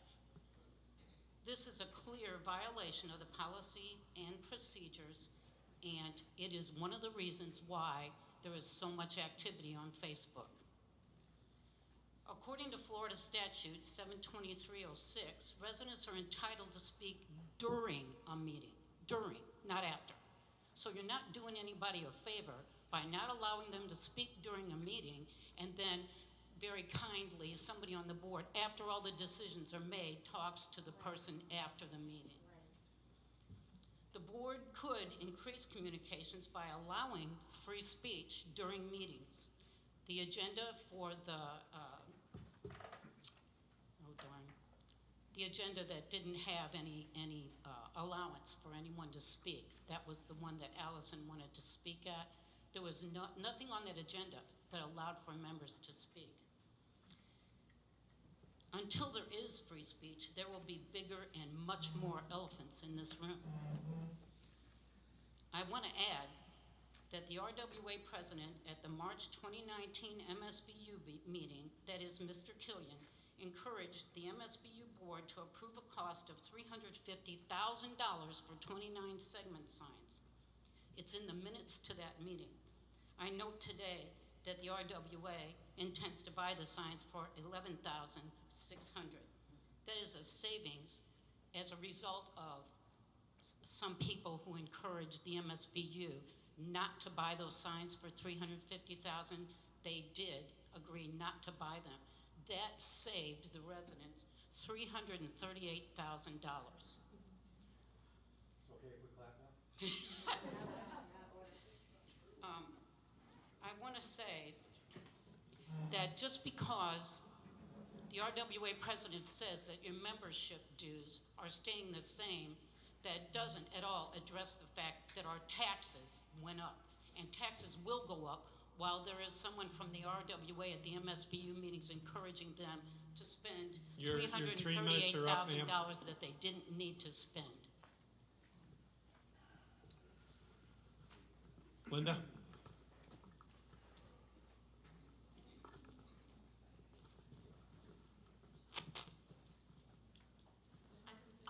Linda Miller, 1131 Rotonda Circle. I just have a question, because it's just something I truly don't understand. When you're a chair of a committee, are you supposed to come to board meetings? Is there any kind of rules or regulations on that? Can someone answer me that? Because I don't know. I'm sorry, Linda, I missed your question. Okay, thank you. We will make a comment and director's comments. Pardon me? When we have director's comments, we will Oh, so you answer can't your answer question. you can't answer my question. Okay. So I asked her to repeat it because I didn't hear it. okay, but my question is, which I don't understand, and that's part of the problem here. You can't answer a question when someone asks, although other people got their question answered. So it depends on whether you want to answer that question or not. I would like to know if there are any rules that you are a chairman of a committee that you do not have to attend any board meetings. You know, or you're a chairman of a committee and you never come to a board meeting and everybody else gives you a report. Perhaps the person that gives the report should be the chairman of the committee. I will have to say, from my position, I don't know of any requirement. No requirement. Okay, I think that's really silly. I mean, you're a chairman of a committee. I think there is a requirement somewhere, and I think I will find it because I think you're incorrect. Just to Mr. Van Syak's situation, he I didn't resigned mention from the any board. names. I didn't He's mention any resigned names. from the committees as well. I didn't mention any names. He's still the chairman. He is still the chairman of the committees. At the last committee member meeting, he resigned. From all of them? Yes. Okay, but there still needs to be, I still need to know if there is a rule because that should not continue to happen. It's should not, I'm not talking to you. I am not talking to you. And that should not continue to happen. Linda, Thank you. I will be honest and say I don't know of a requirement.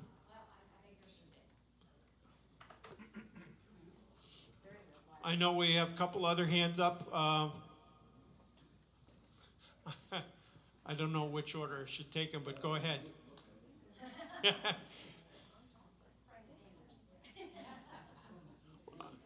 What's your name again? I forgot from last time. My name is Frank Warren. I live at 1043 Rotunda Circle. First of all, I want to say there was a lot of scuttlebutt on the internet about this tree falling in the eave or in the ditch and whether the golf course would pick it up and take care of business. And I wanted to personally thank the golf course and David being a good neighbor. So my comments on the internet is, yes, we're surrounded by golf courses, and they're obligated to be a good neighbor. That's what life is about, being a good neighbor. And if I had to help the golf course out by chopping up a tree, I'd do it too, to be a good neighbor, right? So we want to be good neighbors. So the other thing I wanted to address is at the last meeting, of course, there was an issue that came up that highly bothered me, was these 12 complaints against your manager. These 12 complaints that evidently this manager was allegedly intimidating or harassing or bowing up on women. Diane Shaw being one of them, my friend Joe over here being another one, had a complaint. And I want to know what you guys did with those complaints, because those things in the real world, you'd have a big problem in the real world, right? So those things cannot just be skirted under the bus and hid under the carpet someplace. They need to be dealt with. Sir, I think we mentioned when we had the attorney here, those are personnel matters.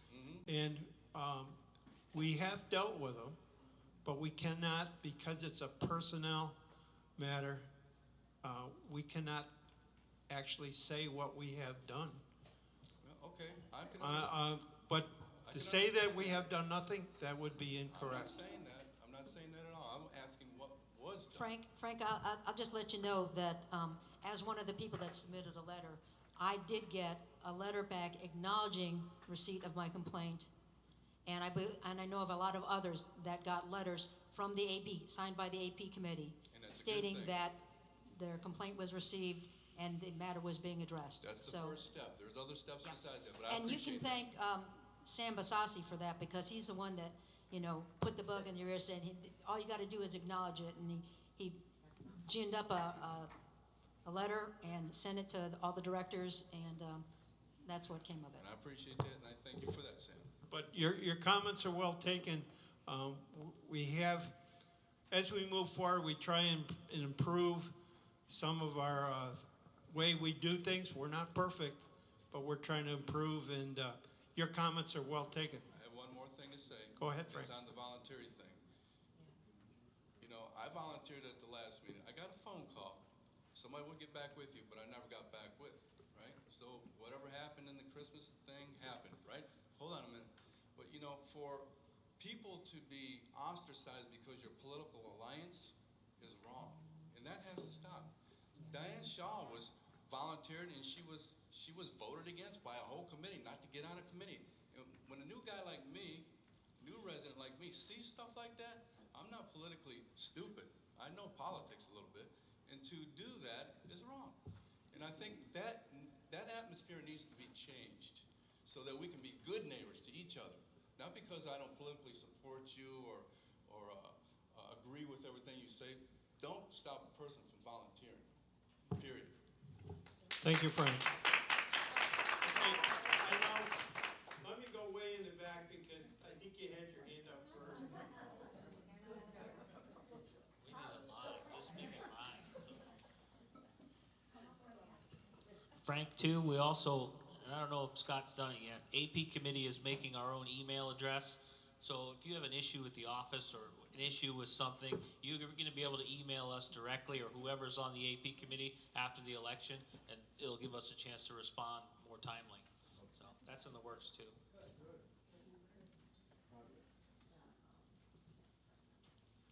Sorry, I didn't realize where the podium would be and where I sat. Pull it down a little for Got you. it. There you go. I'm Louise Kirsch. I live at 20 Sportsman Lane, and I apologize for having some written notes. They will help me get through promptly what I want to say. I've enjoyed living in Rotonda for a little over a year. Just this morning, I enjoyed a walk in Broadmoor Park, and it's truly a gem. It's an asset, such an asset to our community, and a point of pride for residents and property owners. It's clear that our homeowners association and numerous volunteers go the extra mile to make Rotonda a beautiful and desirable place to live. Knowing how hard our association works to make our community appealing to residents and visitors, I'm confused and concerned by the action, or rather lack of action, in addressing an issue which could affect the aesthetics and harmony within our community for years to come. I note that there is a limit to the time that political signs may be displayed. I believe that it's 60 days before an election, and I applaud the association for that. 60 days provides a reasonable time for expressing one's preference for a candidate. It's sufficient and timely. I note that there are quite a few signs currently displayed related to the Rotonda board elections. They are certainly timely. My concern is that there are also many signs made of fabric in support of a candidate in the presidential election, which is a year away, and which have already been visible for several months. Telling me that such fabric signs are flags and that you don't regulate flags is frankly a cop-out. While we're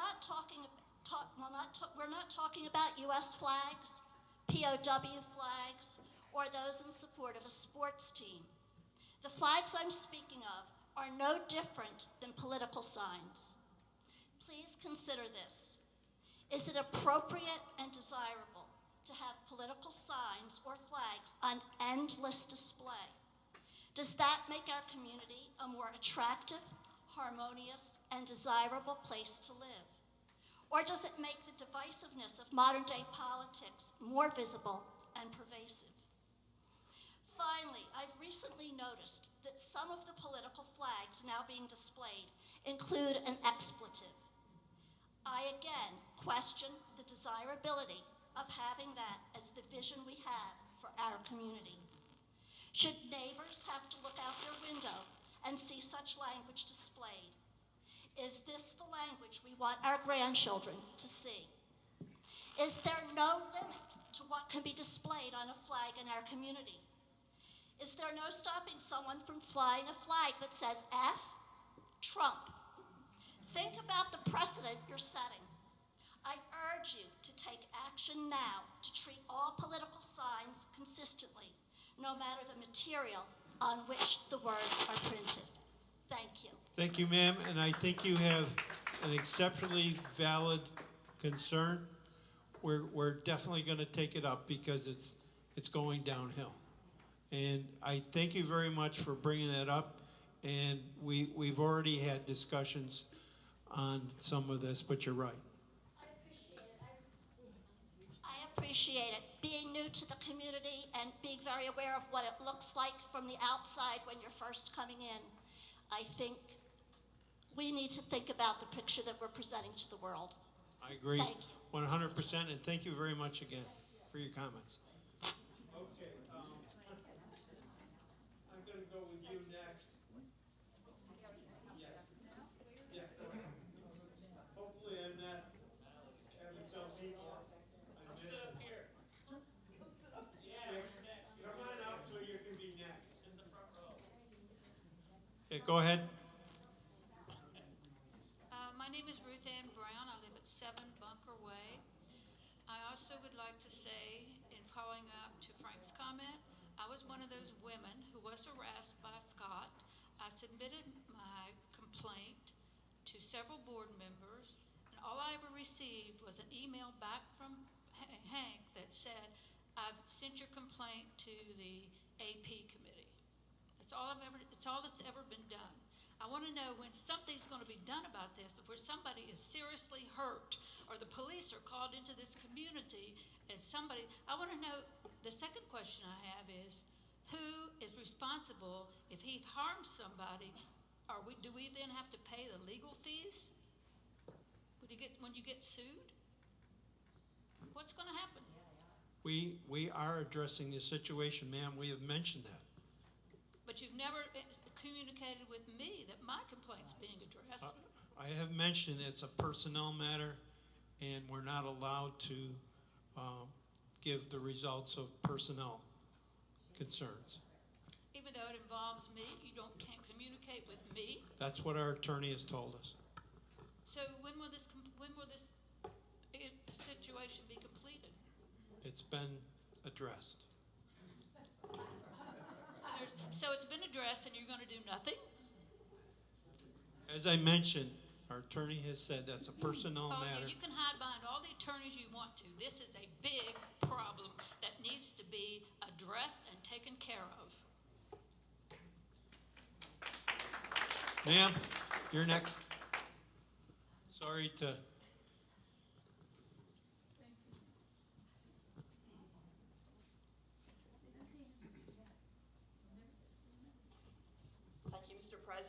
thank you, directors, and thank you for the members for listening.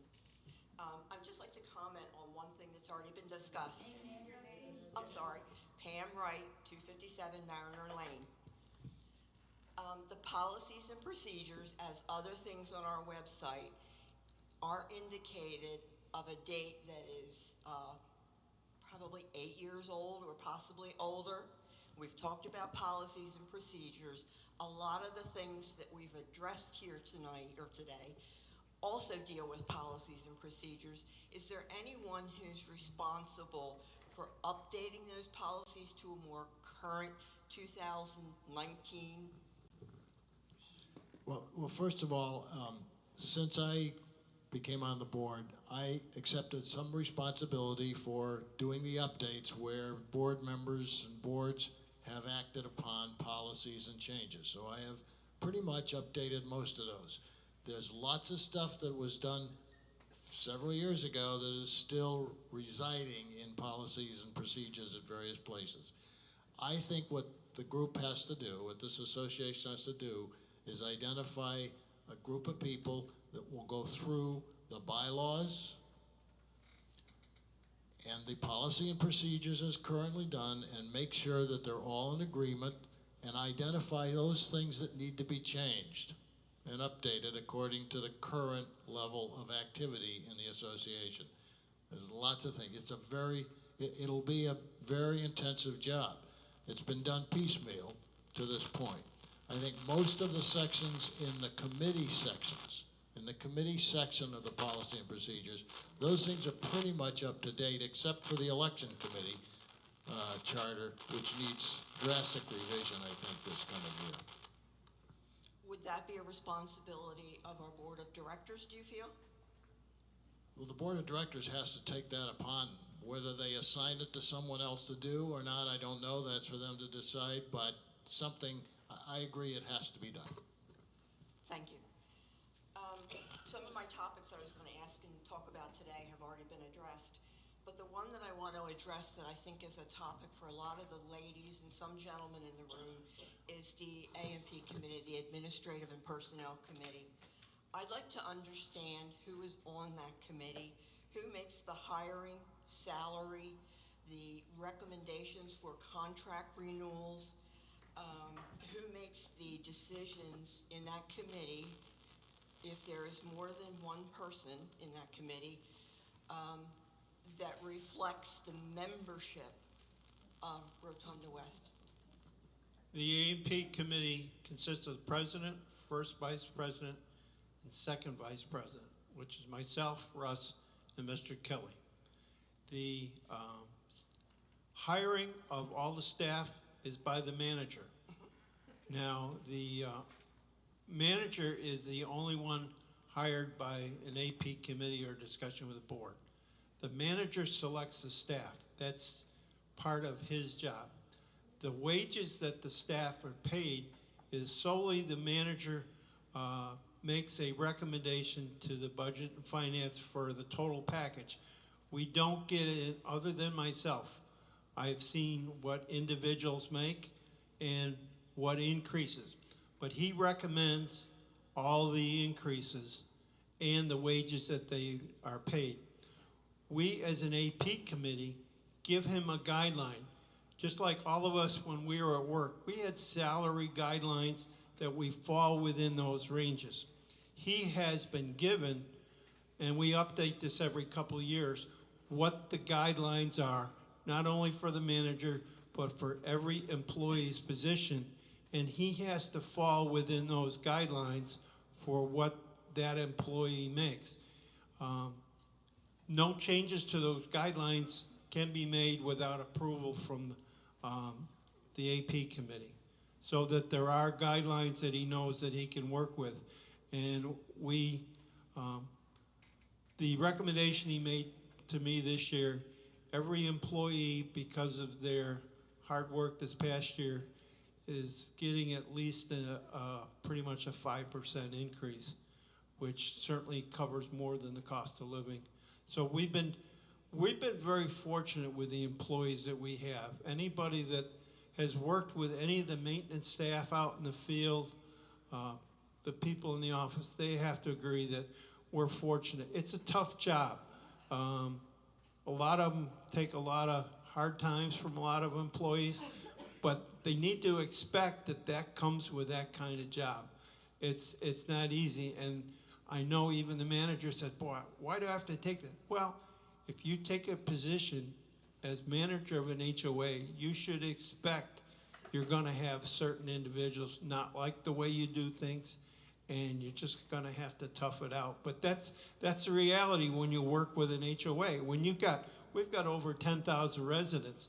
If you have 10 residents give you a hard time, that's a pretty small percentage. But that comes with a job working for an HOA. We try and do the best job. We're not gonna please everybody. But we try and do the right things for the employees. I think, was it your yard where we damaged the plant? Yes. Have you seen the plants that we've bought to replace your? Derek told me to see them, and I'm fine. I don't need to see them. We have actually purchased plants that you will be very happy with, and we're going out there. They just arrived this past week. I thank you for the response. So they are first quality plants. We made sure that if we're gonna fix something for you, we did it the right way and did it first quality. So you'll be pleased. I'm sorry, I also spoke to Wayne, the mower person who was responsible for the damage, and he apologized yesterday. We had a very nice conversation.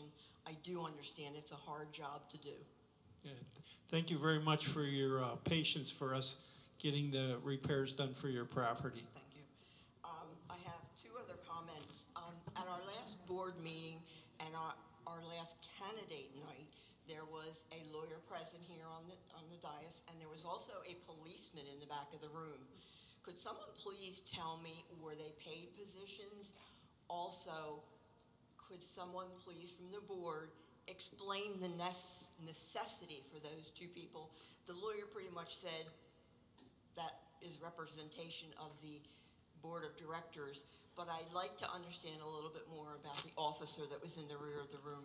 We've had situations recently where we felt it was important. Some resident had said that they don't feel comfortable with some of the situations that have gone on here, and we felt it important that, number one, we protect our residents. That's the most important thing.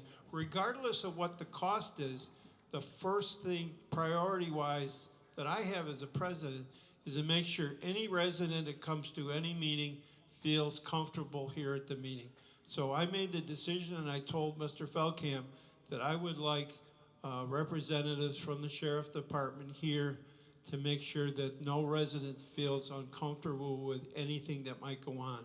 I also felt that it's important for our attorney to be here in case we were doing something that wasn't proper. It's important to me that we have legal advice on a lot of the things we do to make sure that on all the major things we do it correctly. She has corrected us on a few things during the past year. She said, no, you can't do that, and we have not proceeded basis her instructions. So yes, there is a cost to us, but as we described when we went over the budget, we are way under budget for legal and professional services. So we do try and do things the right way. The attorney that we had here has done work for us for 10 years. She's a highly respected HOA attorney here in the state of Florida out of Fort Myers. So we made sure we had good people here. I only have two more comments. One is a follow-up to that. If you do it quickly, because I've interrupted you, so go ahead. Two quick comments. I would like to recommend, and I don't know if this is the appropriate way to do this, a lot of public buildings address security. We've talked about it here today. It is my opinion that we should in some way reflect those security issues, that there should not be any weapons brought into this facility. It's a public facility that visitors use, and we've had a lot of questions about security and a lot of questions from the ladies about treatment. I have one more comment to make, and then I'm done. My personal feeling is that the A&P committee needs a little bit more representation from your public, from the people who pay the salaries for the office staff. It doesn't have to be accepted. It doesn't have to meet the criteria of your guidance that you put out, but it should be reflected, since we talked about salaries today, that our public has some input to salaries, contract renewals, personnel, bonuses, etc. Thank you for tolerating my opinion. I'll just make a comment on the contracts. All those contracts come through committees, and any resident is able to speak as to those contracts when it comes through committee, whether it be a building and grounds committee, aquatics committee, whatever it might be, and we do take public input on all the contracts that we have. So I thank you for your comments. Any thoughts about security issues as far as this building is concerned, following up to the other lady's question about what is the liability, and this question was brought up at the last board meeting about what happens if there's an incident in this building. You have a birthday party, people don't agree, there's some heads butt, somebody has a carry permit, pulls out a gun. Are we liable? We can, if the residents feel that there should be a representative from the sheriff's department at all activities, we can address that. If the residents definitely feel that, they're not comfortable, then we have an obligation to make sure that whatever goes on here, the residents are comfortable. Personally, my opinion again, I do not feel safe. You could put a posting on the wall, it would be simple. Any hospital, any doctor's office that you visit has that type of posting. It doesn't mean it's All right. going to be enforced, but people should be reminded, this is a All right, public building. thank you, ma'am. I've given you You're quite a welcome. bit extra here. I'm gonna go over here because I think your hand's been up for a while. Ma'am? Well, they have the right.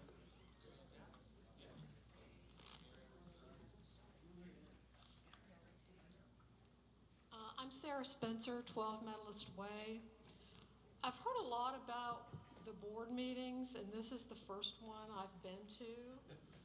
I came here with an open mind, but not so open that my brains fall out. With that being said, I have heard some things that are fine with me, and I think there has been some good work done. I've been a resident here for 3 years. I appreciate the work of the board. However, I was profoundly disappointed when Mrs. Cowan brought up the issue of the contract that did not have the appropriate addendums to them or attachments to them. That is incredibly upsetting to me. That is a legal document, and it's not describing the scope of work of the work. This person is not removing vegetation from the canal. They are mowing the canal, entirely different things. And I was so dismayed that she was so easily dismissed.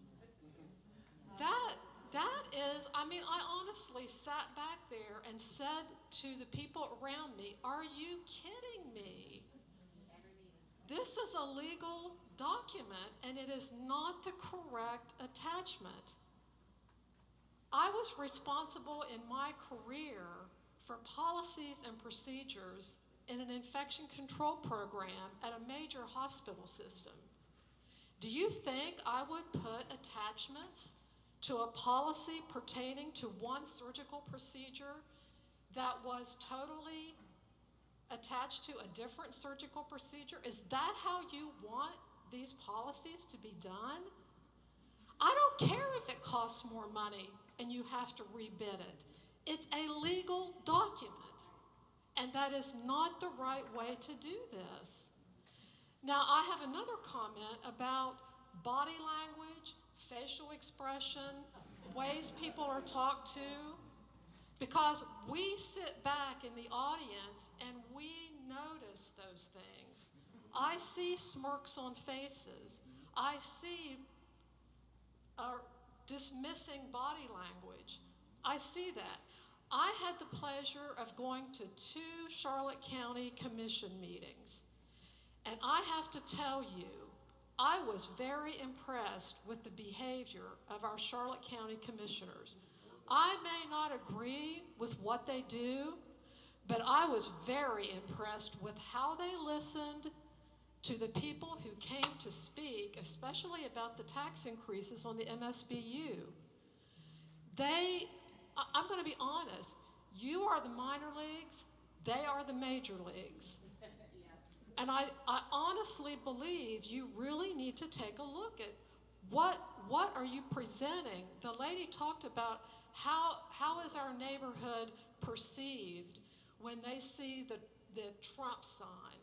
It's perceived in a negative manner. So I come to this board of directors meeting and I see certain behaviors. What does it say to me as a resident? And what does it say to the residents here and that are viewing this, on TV? And if you wonder why Facebook posts are made, those are really great examples. And do I agree that Facebook page posts decrease our property values? Somebody better show me the dollar amount before they make that claim. Okay, ma'am, I better see a dollar amount. ma'am, your 3 minutes are up. Thank you. I'm sorry, but Ma'am, your 3 minutes are up. the other lady talked way beyond that. But somebody needs to say to me, is it the market that's impacting? Ma'am, you're out of order. We've given you And your I required understand, time. and this is the reason why. If you were to exceed your time at a Charlotte County Commission like that, they will gavel you down too. I'm sure they would. Yeah.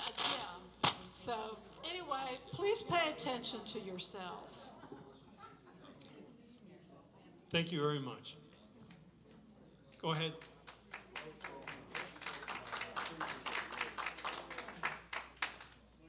Should we bow and pray? No, kidding. An example just, Carrie Hale, 60 Mariner Lane, 3-year resident, relatively happy. Here's the deal. That was a perfect example of being discriminatory against someone in the community. You let the woman prior stand up here for almost 6 minutes. You had conversation with her, you let her continue. You had conversation with that lady, you didn't like what she was saying, so you cut her off.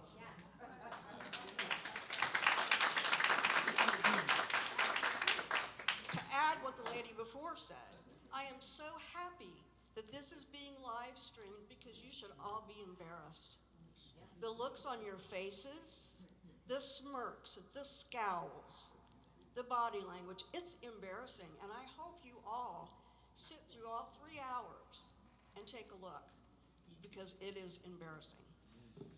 Thirdly, Scott Feldkamp.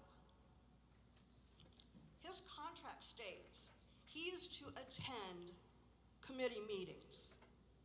I'm a member on the deed restriction committee, have been for almost a year.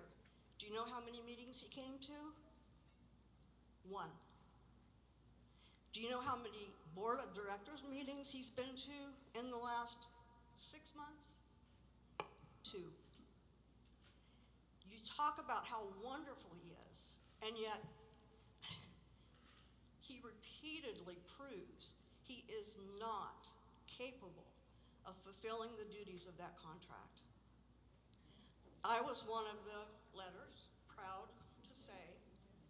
I tried to deal with the AP committee a year and a half ago because Scott came at me and he frightened me so badly. I stopped coming to our beautiful park out of respect for my wife, who's on your board of directors. Also, so glad live streaming, because if anybody ever needs to document how Director Cowan is treated, you will now have a record. Thank you very much. Anybody else? If not, then I'll move on to director's input. I'll start Sam. You want me to go the other?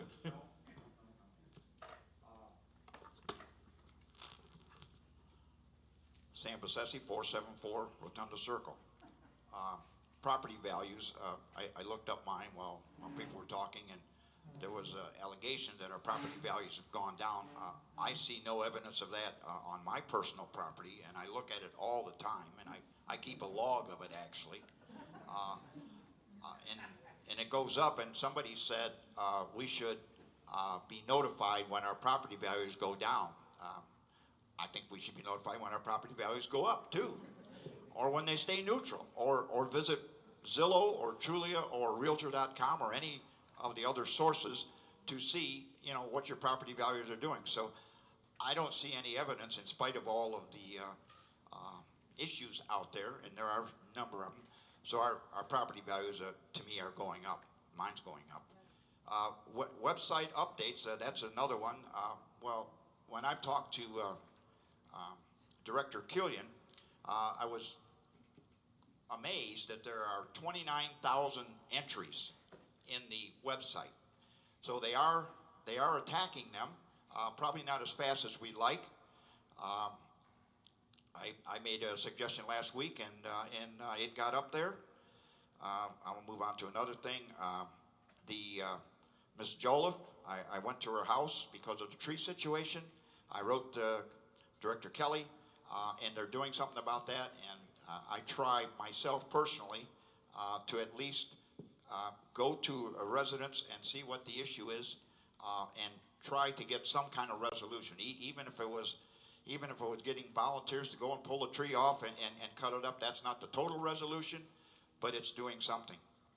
I would agree that we, in the next couple of weeks, we would and could and should need to correct the Canal Bank contract, but I also would agree to move forward as well.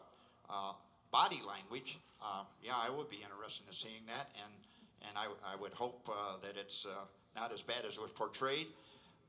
However, the cameras don't go that way, and we don't see that body language either. So,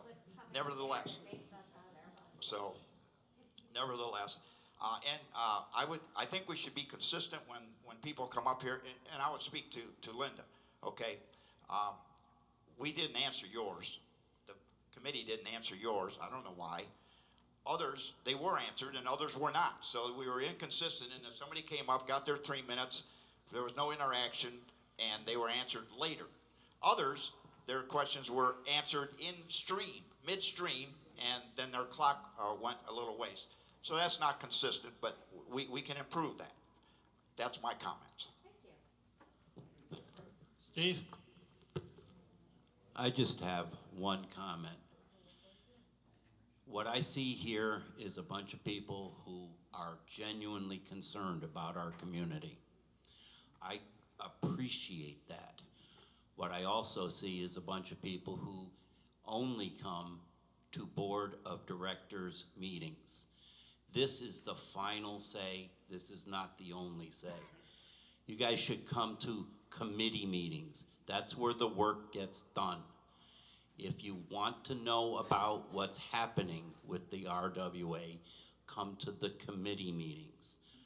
As far as volunteers for the committees, I am 100%, 110% in favor of people volunteering for the committees. Whether or not I agree with them has nothing to do with it. If you want to volunteer, follow the procedures and policies, and make sure that people know you want to be on the committee. The other thing is, when you are at a committee meeting or a board meeting, comport yourself to Robert's Rules of Order. If you do not know how to do that, I suggest you go to the library and check out the book. And if a smirk or something means something, Look in the mirror.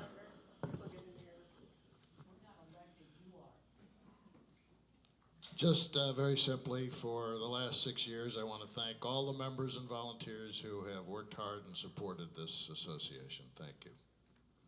What does that mean, Russ? Is this your last meeting?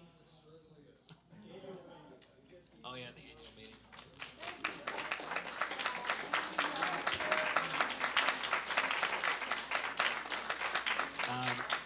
Just a little bit of what Steve said. We've got a job to do on this day, this board meeting, to go over everything and vote on everything, and it's going on 3 hours now. And if you've been here more than 5 years, you know that board meetings used to last 2 days.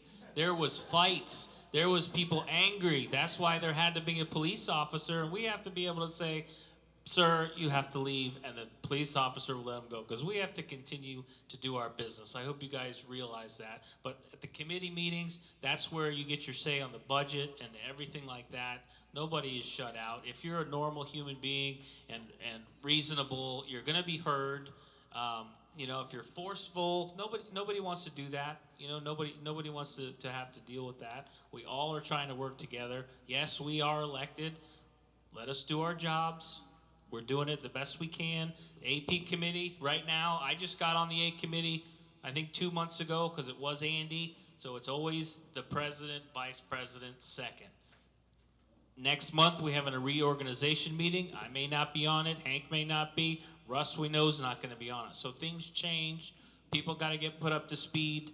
But I'm trying to handle things with the email and things like that to communicate a little bit better. But I know Patty had a rough meeting. She got shot down. But hopefully at the end of this, we all move on and we agree to disagree. You got to allow the committees to do the work. They're the ones that go through the contracts, the correct contracts that maybe you didn't see, but they go through all that stuff, give their recommendation to the board, because we can't do everything. We rely on those committees. 99% of the time, the committee, we accept their recommendation. So that's why getting to the committee level, getting your input in there, when we know it comes out of the committee and it's approved unanimously, that we're pretty good to go ahead and vote that. So that's my comments. I'll leave it to Patty.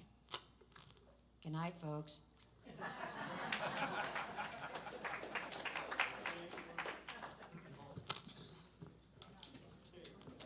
I have no comments, so I'll entertain a motion to adjourn. Second? Second. All those in favor? Aye, we're done.